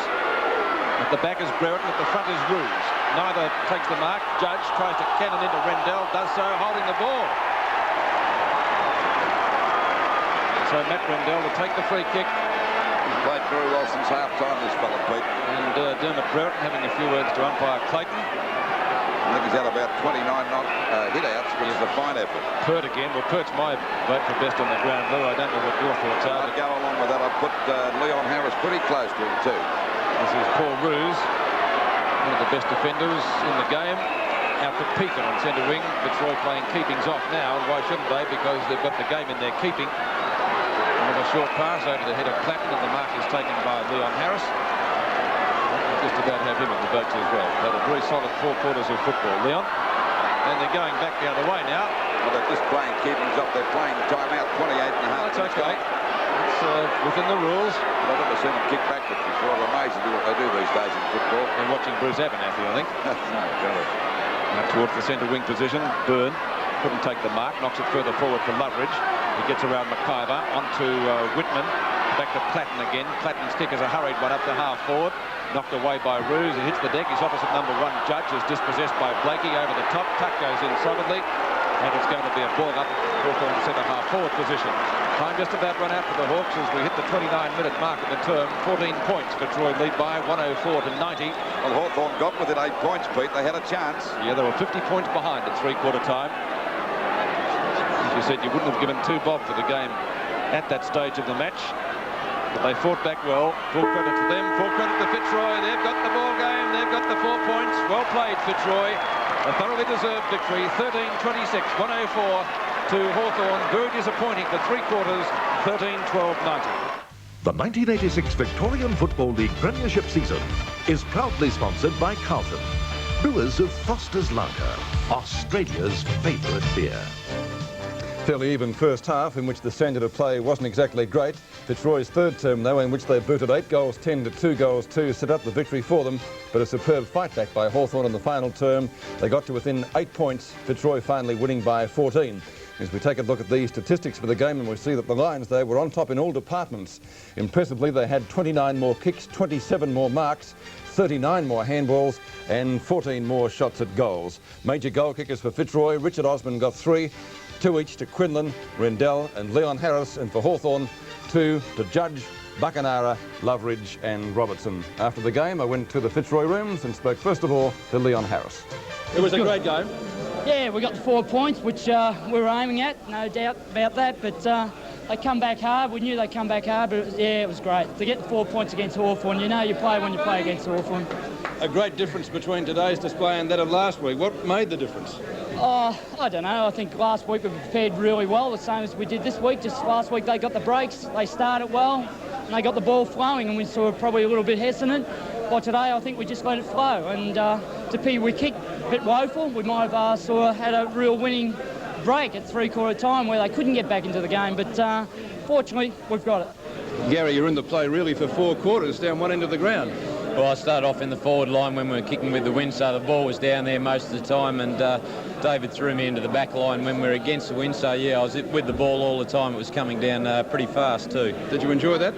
Yeah, I like being in the play as much as possible. Lately I've just been playing at full-back, and a lot of the time, especially when it's windy like today, you're only in it for 2 quarters and then you've got to rest, so, you know, I really enjoyed it today. We had a great form reversal from last week. Yeah, well, the coach put our name on the line on television last week, so we were keen to do well. We were embarrassed last week, and you know, a lot of pride at stake, getting thrashed by Carlton like that, match of the day. So when you look at it, I suppose it was good we were playing a good side like Hawthorn, because you know, maybe people don't take as much notice if you're playing a side that's down the bottom. It was good we were playing Hawthorn. I knew we would come back because since I've been in the club, we've always fought back after we've played an ordinary one, and today was no exception. Fitzroy captain Matt Rendell after his side's victory over Hawthorn today at Victoria Park. The game from the Melbourne Cricket Ground between Richmond and St Kilda coming up after the break.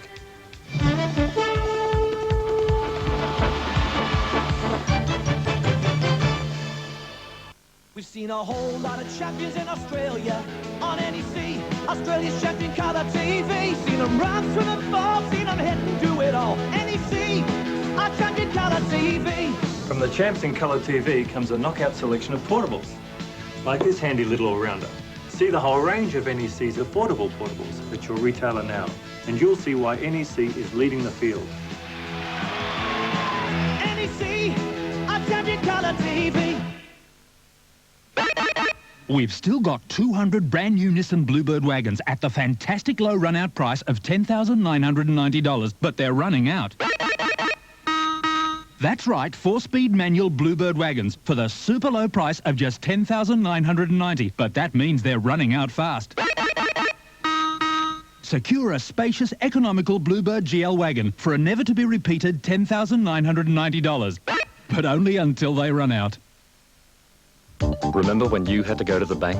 Now Westpac comes to you with our electronic banking system that lets you get cash when you buy petrol, pays for the weekly groceries, or something special, like a nightgown or a night on the town. We give you more efficient service with a smile where and when you want, across the street or across the country. All you need is a Westpac MasterCard or a Westpac card, because the card is the bank and the bank is Westpac. Where'd you find the postal in? In the yellow pages. Where'd you find the great hairdo, Jen? In the yellow pages. Hey, where'd you find the blaster, Ken? In the yellow pages. The more you look, the more you find. Hello, yellow, every time. Hello, yellow pages. Your fingers do the walking. Hello, yellow, now you're talking. Hello, yellow, helps you find the things you need. Hello, yellow. If you're not watching 7 National News, you're only getting half the picture. See all the major sports events with Australia's top commentators, weekends at 6. 7 National News. We give you more than just the score. Football action tomorrow on 7, straight after World of Sport from 2:15 is from the Lake Oval. The Army Reserve Cup clash between Richmond and St Kilda. Admission down there is free, match time 2:15. Time now for one of our regular features, of course, during 7's Big League on Saturday nights. It's Footy Update with Scotty Palmer, the sporting editor of the Sunday Press. Scotty, a very good evening. Good evening, Peter. Welcome viewers to the Sunday Press room. A real sensation has followed the report of the Collingwood full forward Brian Taylor at Footscray today. Remembering, of course, that Taylor will lose big money off his contract, apart from that 20% pay cut at Victoria Park, if he is outed another time by the tribunal this season. Well, the Bulldog great Charlie Sutton has suggested that he would be willing to stand up there and testify for the Burley Taylor at the tribunal hearing on Monday night. We'll have more on that big story in the Sunday Press tomorrow. The Magpies might have pinched that game if Shane Morwood had booted a crucial goal, and Lee Matthews was a very solemn coach tonight. He said that Collingwood lost it when they failed to convert in the first 20 minutes of the final quarter. He also has Bruce Abernathy with a pinched nerve in the back, and young Kerrison took a heavy blow today and couldn't figure in that final moments. Footscray's Mick Malthouse said that both clubs were at the crossroads today and were looking right down the barrel as far as the final 5 was concerned. His players knew that it was a critical game and made sure they won the points. He had no comment to make on the Taylor report, where the Magpie was booked for deliberately striking young Darren Baxter with an arm. Brad Hardy has an ankle injury and Michael McLean a calf. David Parkin put it bluntly tonight. He said his coaching at Fitzroy would have suffered a severe setback. In fact, his career there could have been under the line if the Lions had been beaten badly again today. The Lions, he said, though, passed that test of character. Parkin, though, has Reeves with a thigh injury, Hinchin a thigh, Turner a groin, and Roos a dislocated finger. It would have been a tragedy to lose it after controlling the game for 3 quarters, said Parkin. The Hawks took a battering in the injury count too. Kennedy has a hamstring, Russo a groin, Wallace a cut eye, and Ayres a hamstring. Alan Jean said he was disappointed with his key forwards today. Brereton and Dunstall were both well covered. Jean said that Fitzroy's home ground advantage helped today, but Victoria Park could hardly be called a home ground for the Lions yet. St Kilda's woes also mounted today. Centreman Keith Burns was booked for striking Richmond's Trevor Poole. They lost captain Trevor Barker before the game with an ankle injury, and Rene Kink has a dislocated elbow. X-rays tonight showed no bone damage. Phil Narkle has a hamstring injury. Graham Jelly said the Saints lacked commitment today. It's something he says quite often. And of course, without Barker, the Saints lacked leadership. Richmond's Tony Jules said he can't get enough kids into the side. Today, Notting, Smith, Hogg, Clark and Boyer put real enthusiasm into the Tigers, he said. And as they come up, we'll put them in. They don't cost us a cent either, he said. Jules was disappointed, though, that forward Michael Pickering was reported for striking Danny Frawley in that game at the MCG today. Back to you, Peter. Right, thanks very much indeed, Scotty. Full details of all those reports in the Sunday Press out tomorrow. Next match in the Foster's Cup coming up on Tuesday features Carlton and North Melbourne, and you'll see that live on 7 from 8:30 on Tuesday night. Our remaining game from the Melbourne Cricket Ground, Richmond and St Kilda, coming up after this.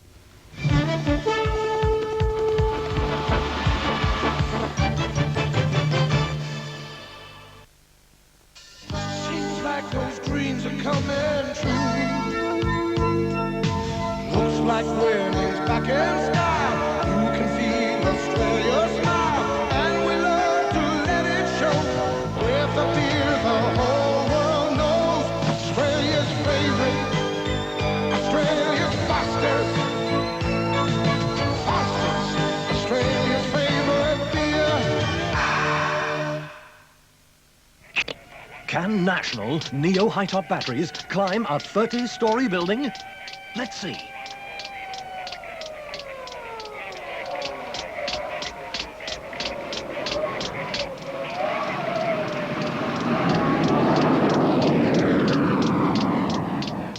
What a performance!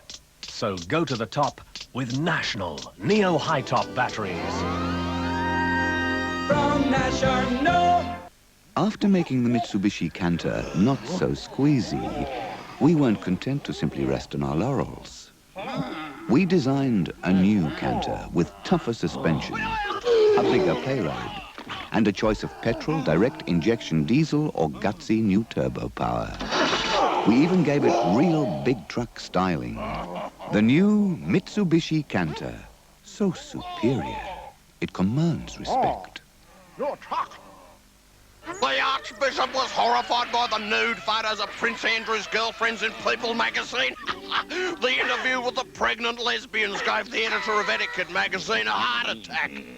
And the Reverend Piles was struck speechless by the man who sends jelly bums and razor blade cakes as gifts.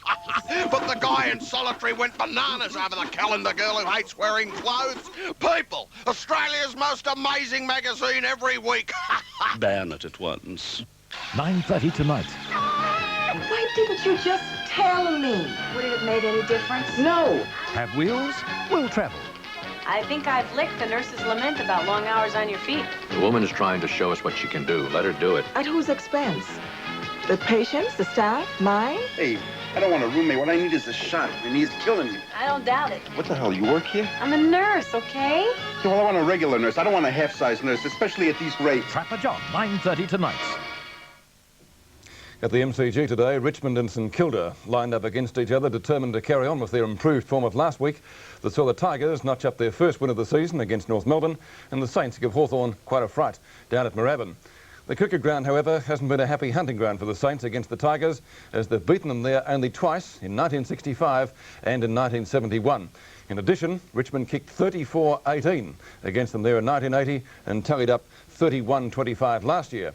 While Trevor Barker was a late withdrawal, Alan Sidebottom came into the St Kilda lineup for the first time for the year, while at Punt Road, Richmond selectors dropped former Collingwood fullback Peter McCormack, despite losing defender Neil Peart with a dislocated elbow.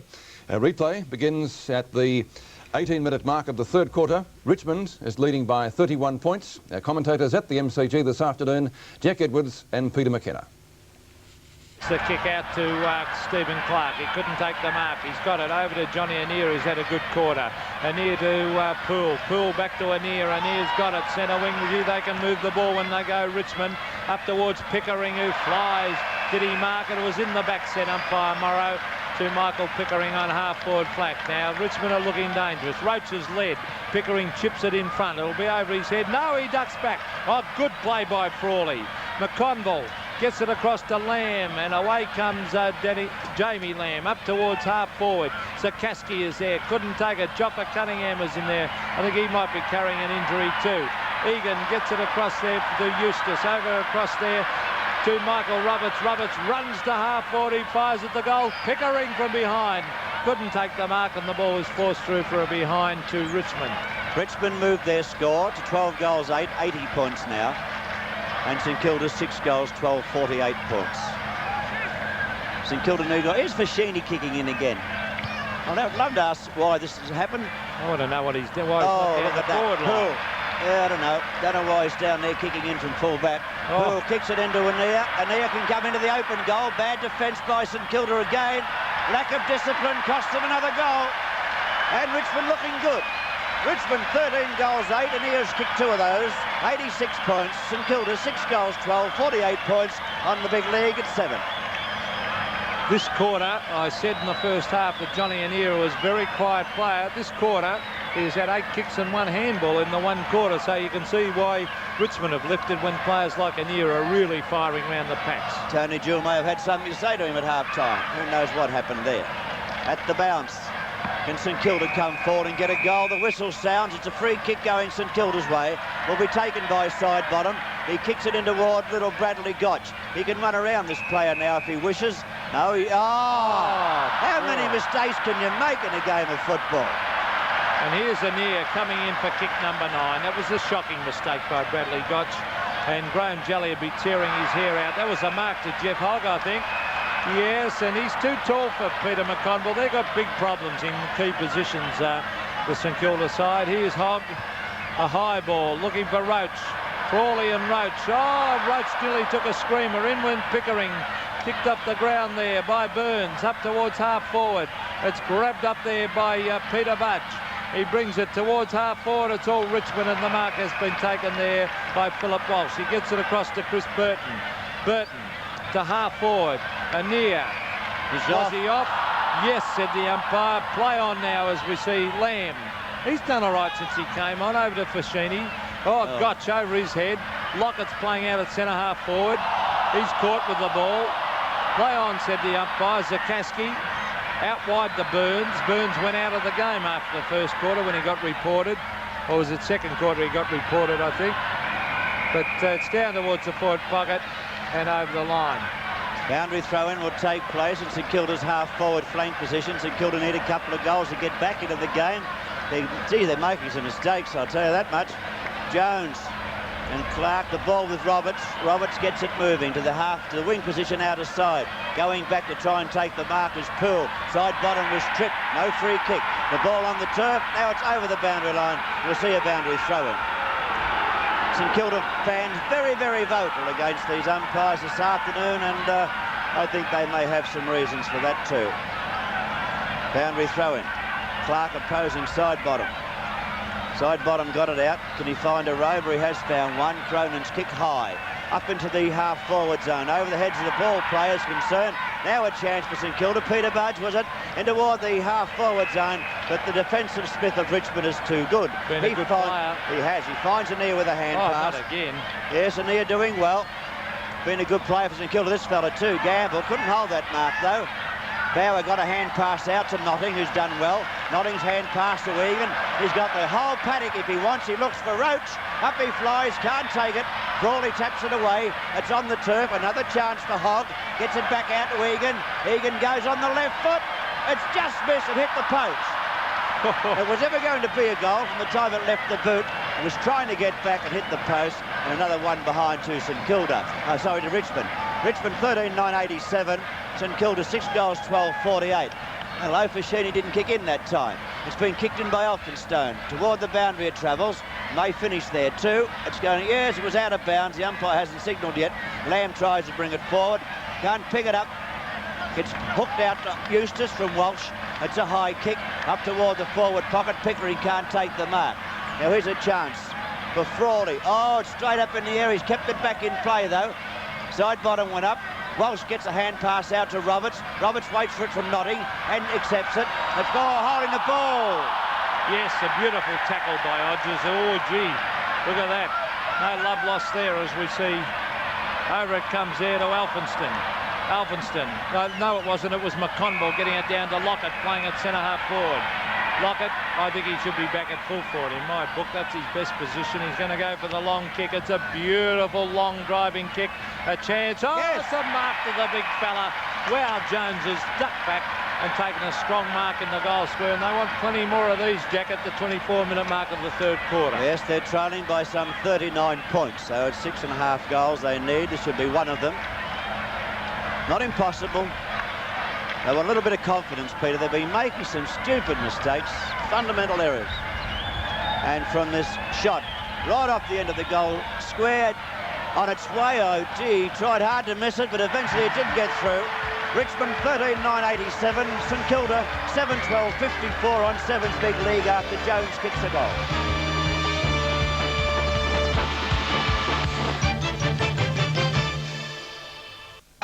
We started out with 500 brand new Nissan Bluebird sedans and wagons, but at these special prices, they're running out. Bluebird GL 4-speed manual sedan with free air conditioning, just $10,990. Also Bluebird wagon from just $10,990. Bluebird GL sedan or wagon from only $10,990 from participating Nissan dealers, but only until they run out. You want to know why National's the big entertainer in video? Take a look.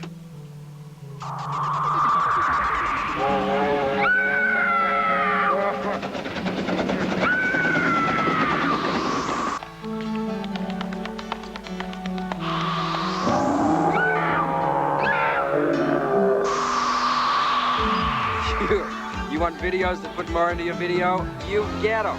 from National. From National. These powerful new Hoover suction cleaners make light work of even the heaviest housework. Smashing. That's why Hoover is ahead of the rest. Tyre buyers, announcing a Bob Jane super deal. Bob Jane has landed thousands of these top-quality steel radials, and he's got to sell them fast. So he's ripped up the old price of $55 and is letting them go for only $49. That's right, and that's fitted to your car. Just $49 fitted on your car at your Bob Jane T-Mart. And they've been quality and endurance tested by Bob Jane's own test team.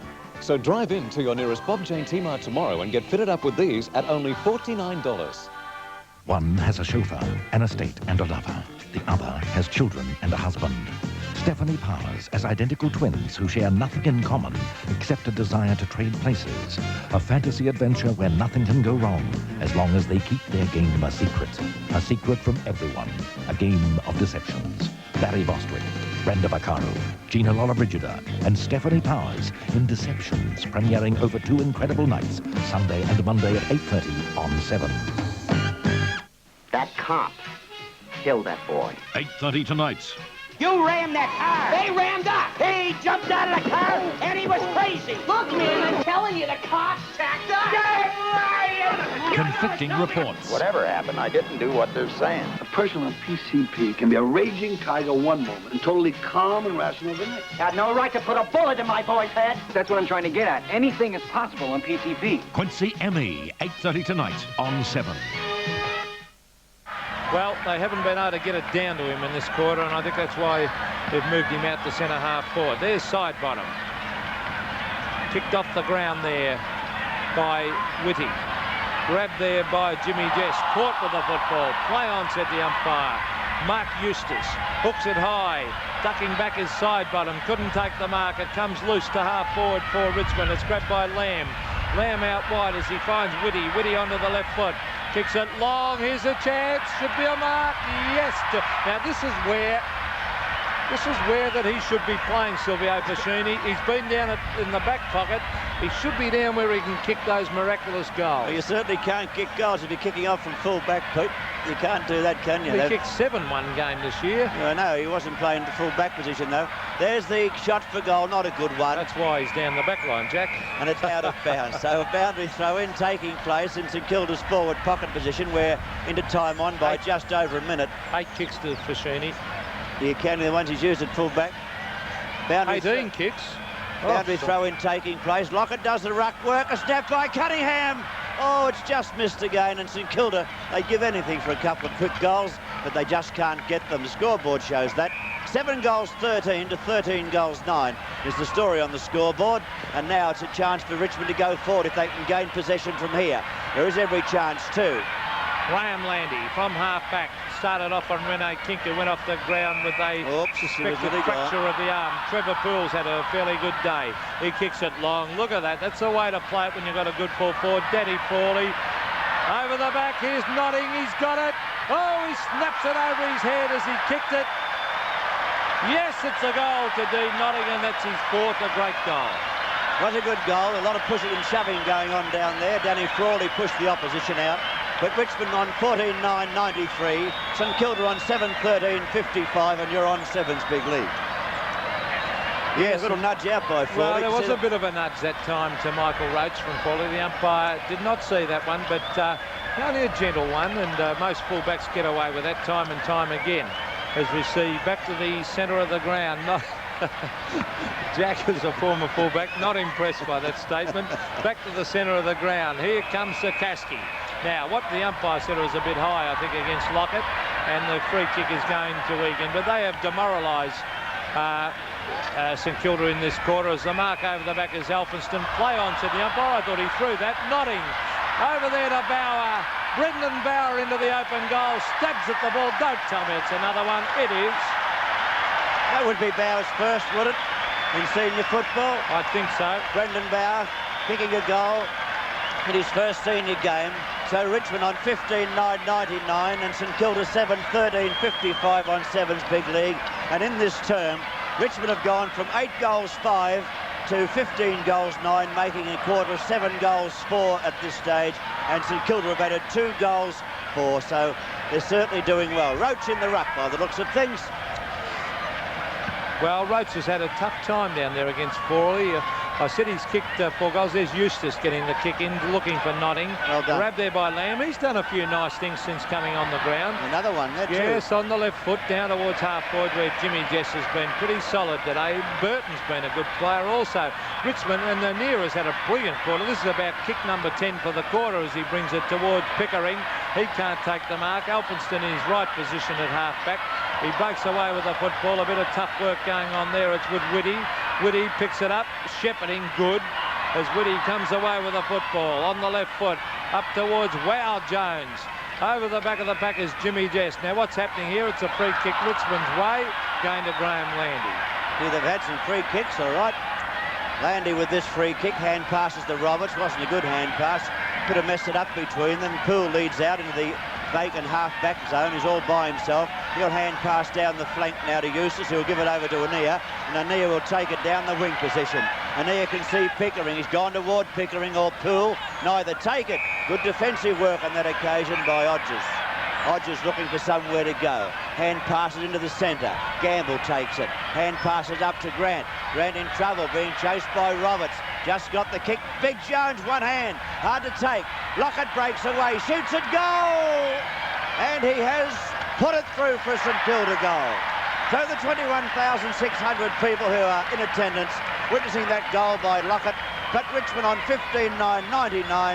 St Kilda 8-13-61, and Lockett's kicked his 4th goal. Yes, 4 goals to Tony Lockett. That was well played. Big Wow put the big mid up, nearly took the one-handed mark. Lockett waited over the back. Sensible play by Lockett not to compete against his big teammate, and he richly deserved that goal. He's now playing out at centre forward, Tony Lockett. He's kicked 4, and both full forwards have had a tough time of it today. Lockett and Roach, yet they've kicked 4 goals each. There's Michael Roach. Good coaching by Tony Jewell to whack him. Well done. Here's Greg Burns into the open goal. Kicks it long and straight, and he finds little Bradley Gotch right in the goal square. And this will be another one coming up to the Saints. Well, they're not out of it, Jack, I suppose, if they can get this one. And right, there's the siren, so this will be a handy one. Right on the siren. Bradley Gotch, normally a very, very good kick. Stabs at it. It's a goal, and right on 3/4 time, that goal to St Kilda takes them on to 9-13-67, trailing Richmond 15-9. A total of, is that 99, Jack? That is. Yes, 99, playing 67 on 7's big league, 3/4 time with Richmond leading. And Richmond were again in front of the final siren. The Tigers coming right away in the final quarter after the difference was 32 points there. Marks 25.9 Pfennigs and 176.5 yen. The London Morning Gold Fix is in at $340.75 an ounce, which is a nickel lower than the New York close. And in trading since the fix, gold is up a bit. An ounce of silver is off 3 cents from the close on the COMEX last night. The stock market yo-yoed through the day yesterday, finally ending with a slight gain on the Dow Industrial Average. It starts the day at 1,809 2/3, and that is up 4 1/3 points. All other indices gained as well, with the transports up just under a point and the utilities gaining a half point. Advances held a slight lead over declining issues, with the S&P 500 up a half point and the Big Board Composite gaining a fifth. The Wilshire 5000 gained $5.5 billion. That's a measure of the value of all listed stocks. One of the bidders for Hiram Walker pulled its offer off the table after it was topped. But the bidder, TransCanada, says that does not mean that it doesn't want the company. In fact, it says it still wants to be considered in the hunt for the liquor and energy company, immediately causing rise to speculation that a higher bid is coming. Right now, the only offer on the table is from Gulf Canada. Its offer is $38 a share. TransCanada bid was for $36 a share. AT&T is cutting most of its contacts with South Africa. This in response to complaints from employee shareholders. AT&T will stop efforts to sell personal computers in South Africa, and it will halt buying metals used in telephone equipment from that country. AT&T did concede that virtually no computers have been sold in South Africa so far. No change is planned in telephone service to that country. And this report just in from Washington. Housing starts in March down 2.4% to an annual rate of 1.9 million. That is not expected. A gain, in fact, was expected following February's decline to 1.985 million. Well, I'll be back in an hour with more on this and the first trading figures from the New York Stock Exchange. The aircraft carrier USS Saratoga, involved in the U.S.-Libyan clashes in the Mediterranean of last month, now is home in Mayport, Florida. CNN's Tom Montier is there. Good morning, Tom. Good morning, Reed. There are about a half-dozen ships, as you can see, waiting to throw the welcome mat out wide for the USS Saratoga and the USS Paul as they arrive here in Mayport, Florida. And there are about 3,000 Navy men on this two ships. And there are probably about 2,500 wives that will be waiting for them to come home. They've been gone about 8 months. And being gone 8 months, they've missed a lot of things while they've been out there. With me is Tammy. She is the wife of one of the sailors on the USS Saratoga. And I understand your husband has not seen his daughter. She's only 4 months old. He hasn't seen her yet. We're looking forward to it. We can't wait for him to get off the boat and see her for the first time. What kind of thoughts go through your mind as you can see the Saratoga off in the distance several miles away? They won't be in for another 2 or 3 hours. What goes through your mind after 8 months of waiting?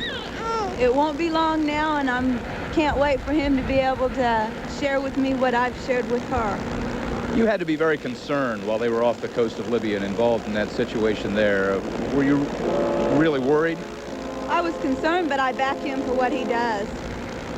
I'm behind his job completely. That's what he's there for. It'd be good to have him home? Great. I wouldn't trade it for the world. I understand you have some family watching CNN up in South Carolina, and this is only the second time they've seen little Shauna. That's right. They're in Sumter, and Shauna says, "Hi, Mom, Pa." There will be a lot of reunions like this one that's going to take place with Tammy and Shauna and their father aboard the USS Saratoga. The Navy has decided to allow the fathers to come off the ship first. They will have those reunions at dockside soon after they return here. They're expected in port about 10:55 Eastern time. This is because the river going out and the tide coming in coincides just right, and because the carrier is so large, they have to have just the right weather conditions before they can bring the carrier in. We, of course, will have continuing live coverage here from Mayport Naval Station here in Florida, and we'll be back throughout the morning here on CNN. This is Tom Montier, CNN, reporting live from Mayport Naval Station in Florida. Patrick? Tom, thank you very much. Now a brief look at other news today. A member of Ireland's Guinness family is free and unharmed 8 days after she was kidnapped for ransom. Police besieged a Dublin house where they say 3 men held Jennifer Guinness hostage. Police traded gunfire with at least 1 suspect before the men surrendered today. The new Philippine government has formally charged Ferdinand Marcos with plundering his country's treasury. A criminal complaint accuses Marcos, his wife, and associates of embezzling at least $5 billion. Public hearings are to determine if Marcos should be tried. Former FBI agent Richard Miller has gotten a boost in his defense against spy charges. The trial judge has reversed himself and will allow Miller's lawyers to freely question an admitted Soviet spy who was Miller's lover. The defense wants to show that Miller was not the woman's accomplice, but was actually spying on her. And more remains of the Challenger astronauts and their crew cabin may have been found in the Atlantic. That's the indication, at least, of coded radio messages from salvage ships. The space agency has been silent on efforts to find remains of the astronauts. It is 21 minutes before the hour. Dennis Dummler is here with Stanley Cup playoff.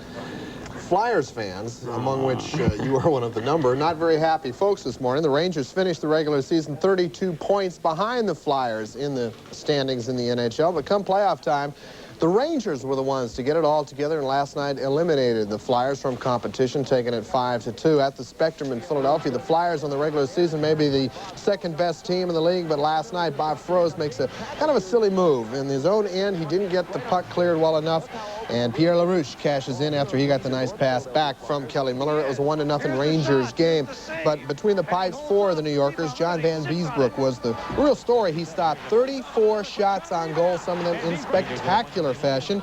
The Rangers surprised everyone around the NHL, taking it 5-2 and the series by a 3-2 margin. Same story for St. Louis.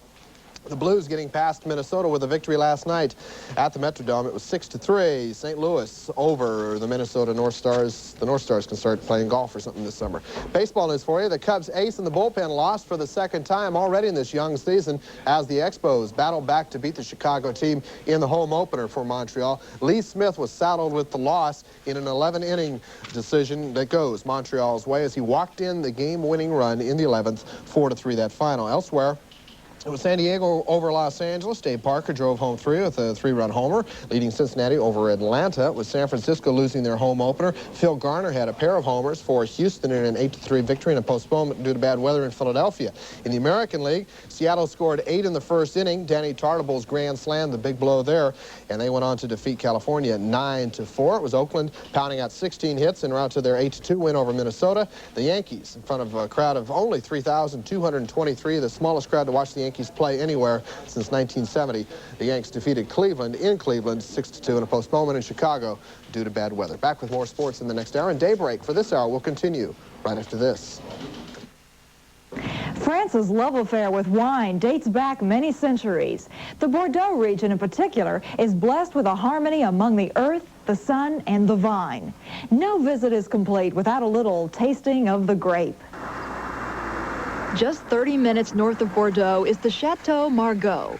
For almost 2 centuries, this winery has produced one of the world's most highly regarded red wines, and at the same time has preserved the traditional winemaking process. After the